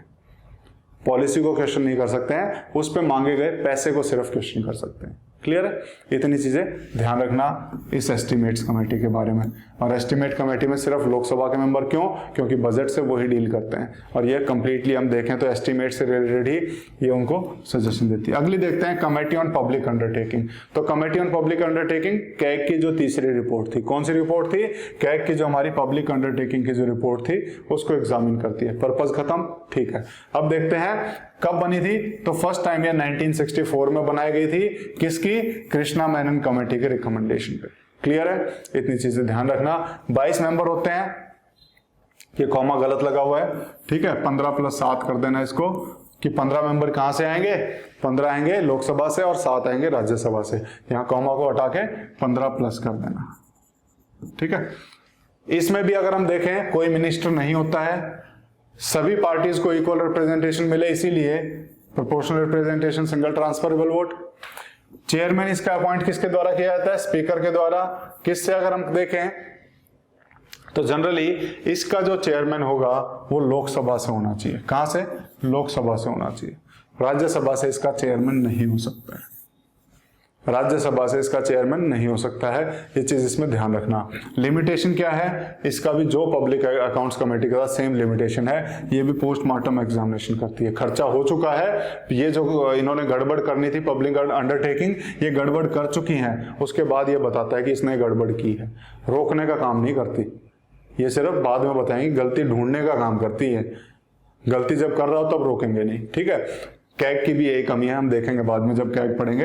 तो रिकमेंडेशन इसकी भी एडवाइजरी है, बाइंडिंग नहीं होती है, ठीक है। इतनी चीजें पढ़ी। अब पढ़ते हैं डिपार्टमेंटल रिलेटेड स्टैंडिंग कमेटीज, जो 24 कमेटीज बनाई जाती हैं। कितनी बनाई जाती हैं? टोटल 24 बनती हैं। जब ये इनिशियली बनी थी तो उस टाइम पे कितनी होती थी? 17 थी। कब सेटअप हुई थी? 1993 में first time departmental related standing committees कब बनाई गई थी? 1993 में। उस टाइम 17 बनाई गई थी, लेकिन आज के टाइम अगर हम देखें तो total 24 department related standing committees हैं। क्या करती हैं? इनका ऑब्जेक्टिव क्या है तो ऑलरेडी डिस्कस कर चुके हैं। It secure more accountability of the executive to the parliament, particularly financial accountability. Basically अगर हम कहें कि जब भी बजट का जनरल डिस्कशन पूरा हो जाता है, बजट का जनरल डिस्कशन पूरा हुआ, तीसरा स्टेज की बात कर रहा हूं। पहली स्टेज प्रेजेंटेशन, दूसरी जनरल डिस्कशन। तीसरी स्टेज में क्या होता है कि जनरल डिस्कशन के बाद 3 से 4 हफ्ते के लिए एडजर्न कर दिया जाता है और पूरे बजट को इन कमेटीज को दे दिया जाता है, और हर एक डिपार्टमेंट की लाइन बाय लाइन चेक करती हैं बजट को और उसको देखती हैं, उसको स्क्रूटिनाइज करती हैं। ये काम इनका मेन होता है। They assist the parliament in debating the budget more effectively, कि उसी बजट के ऊपर फिर ये रिपोर्ट बना के लाते हैं कि इसमें ये हो सकता है, ये हो सकता है, ये हो सकता है, और उसी के ऊपर फिर अच्छे से हम कह सकते हैं कि ताकि इफेक्टिवली उसके ऊपर डिस्कशन हो सके। ये इसका काम है। इसके मेंबर पहले बता चुका हूं, 31 मेंबर होते हैं। 21 मेंबर कहां से आएंगे? लोकसभा से। 10 कहां से आएंगे? 10 कहां से आएंगे? राज्यसभा से। प्लस कर लेना, यहां पे मैंने कॉमा लगाया हुआ है। इसमें भी कोई मिनिस्टर नहीं हो सकता, इसमें भी कोई मिनिस्टर नहीं हो सकता, ठीक है। मिनिस्टर होगा तो वो अपने बजट की कमियां क्यों बताएगा, ठीक है। तो इसीलिए मिनिस्टर नहीं होता है। टर्म लगभग सबका 1 साल का होता है। टोटल कितनी है? 24 है, और उसमें से 16 कहां से आती हैं? थोड़ी देर पहले बताया था, लोकसभा से आती हैं। 8 कहां से आएंगी? राज्यसभा से आएंगी। इसका जो रिपोर्ट है, देख क्या करते हैं बेसिकली, अगर हम देखें तो कट मोशंस के रिलेटेड कुछ नहीं सजेस्ट कर सकती है, ये सिर्फ जनरल नेचर की जो हम कहेंगे कि जो जनरल नेचर की जो रिकमेंडेशन है कि ये पॉलिसी है, इस पे ऐसा होना चाहिए, इस तरह की होनी चाहिए, सिर्फ जनरल नेचर की रिकमेंडेशन होती है, कट मोशन के ऊपर नहीं कर सकती। कट मोशन तो बहुत बाद में आता है, जब वोटिंग हम कहेंगे डिटेल्ड में जब डिस्कशन होता है, उसके बाद voting for demand for grant होती है, तब कट मोशन आता है, तो उस टाइम पे कोई रिकमेंडेशन नहीं देती है। ठीक है, there shall be a separate report on demand for grant of each ministry. हर डिपार्टमेंट की अलग सेपरेट हम कहेंगे कि डिमांड के लिए उनको पुट किया जाता है। वो चीजें हम पहले डिस्कस कर चुके हैं बजट में, अब बार बार इन चीजों को करने का मतलब नहीं है, इतनी चीजें इसके बारे में ध्यान रखना। अब आपको जब भी दिक्कत हो, आप सिर्फ इस एक टेबल को ध्यान रखना और आपको ये चारों रिवाइज हो जाएंगी सिर्फ एक टेबल से। तो ये आपको नोट्स में मिल जाएगा, ये आप इसको देख सकते हैं। वही सारी चीजें हैं जो मैंने 4 अलग अलग स्लाइड में लिखी हैं, वो सारी मैंने एक पेज पे लिख दी है। क्लियर है? हाँ, अब उसके बाद मिनिस्टर हमने देखा कहां कहां नहीं था, किसी भी उसमें नहीं था। फाइनेंशियल कमेटी में किसी में नहीं है। उसके बाद डिपार्टमेंटल स्टैंडिंग कमेटी में भी नहीं होता। उसके बाद committee on empowerment of women में भी कोई मिनिस्टर नहीं होता है। अगर कोई मिनिस्टर को इसमें नॉमिनेट कर दिया जाए या वो कह दें कि इलेक्ट कर लिया जाए कि इस कमेटी का पार्ट होगा, ऑटोमेटिकली उस मिनिस्टर का नाम उसमें से कट जाता है, मिनिस्टर पार्ट नहीं हो सकता। ठीक है, गवर्नमेंट एश्योरेंसेज में नहीं हो सकता, पेटिशंस वाले में नहीं हो सकता, सबऑर्डिनेट लेजिस्लेचर में नहीं हो सकता, वेलफेयर ऑफ SC/ST में नहीं हो सकता। इसके अलावा जो कमेटीज है वहां मिनिस्टर पार्ट हो सकते हैं। ठीक है, क्लियर है? अब एक लास्ट पार्ट हम देख लेते हैं आज का, उसको बोलते हैं पार्लियामेंट्री फोरम्स। बहुत ज्यादा इंपॉर्टेंट नहीं है एग्जाम पर्सपेक्टिव से। तो पार्लियामेंट्री फोरम में अगर आप देखोगे तो अलग अलग पर्पज के लिए बनाए जाते हैं, किसी स्पेशल पर्पज के लिए। तो ये बेसिकली 4 किस लिए बनाए गए हैं, अगर इसका रीजन देखो तो आप देख रहे हो, अगर इनको देखोगे, ये जो भी कोई भी अगर ऐसा इशू आ जाता है जो पूरे नेशनल इंपॉर्टेंस का है, कोई भी ऐसा इशू जो पूरे नेशनल इंपॉर्टेंस का है, उसमें एमपीज अकेले डिसीजन नहीं ले सकते। एमपीज मतलब क्यों नहीं ले सकते? ले तो सकते हैं, उनके पास पावर है लेने के डिसीजन, लेकिन इफेक्टिव डिसीजन लेने की समझ उनमें नहीं होती। इफेक्टिव डिसीजन मतलब कि पूरा टेक्निकल पॉइंट ऑफ व्यू से सोच के, सारे एंगल सोच के। तो इस पर्पज से, ताकि कुछ एक्सपर्ट्स को भी इंक्लूड किया जा सके, जब भी आप कोई लॉ बनाना चाह रहे हो, जब भी कोई काम करना चाह रहे हो, एक्सपर्ट्स का व्यू लेना चाहते हो, तो हम क्या करेंगे, उसके लिए एक फोरम बना देंगे। क्या बनाएंगे? फोरम बनाएंगे। इसमें सभी एक्सपर्ट्स इंक्लूड कर लेते हैं, अलग अलग जगह से एक्सपर्ट बुलाते हैं, अलग अलग जगह से अलग अलग लोगों को बुलाते हैं, अलग अलग जगह पे जाकर विजिट करके आते हैं कि यहाँ पे कैसे काम हो रहा है, और ये काम सारा फोरम के द्वारा किया जाता है, ताकि किसी भी पॉलिसी को और अच्छे तरीके से बनाया जा सके। उसके लिए हम बनाते हैं पार्लियामेंट्री फोरम। टोटल 8 आज तक बने हैं। शुरुआत अगर देखोगे तो शुरुआत इसकी 2005 से होगी। फर्स्ट फोरम बना था वाटर कंजर्वेशन एंड मैनेजमेंट के ऊपर, ताकि इसके ऊपर टेक्निकल सपोर्ट हमें अच्छे से मिल सके, ताकि एक्सपर्ट लोग भी इसमें अपनी राय दे सकें कि ऐसा होना चाहिए तो ऐसा हो जाएगा। समझ में आया क्यों बन रही है? तो आपको पहले नाम से ही समझ में आ गया होगा।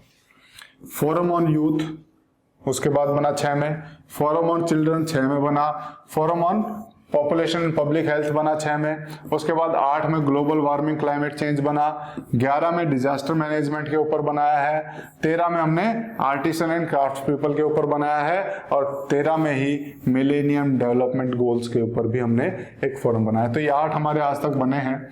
क्या ऑब्जेक्टिव होता है? To provide a platform to the members to have interaction with the ministers concern and experts को भी ताकि इन्वॉल्व किया जाए, उनसे भी हम डिसीजन ले सकें।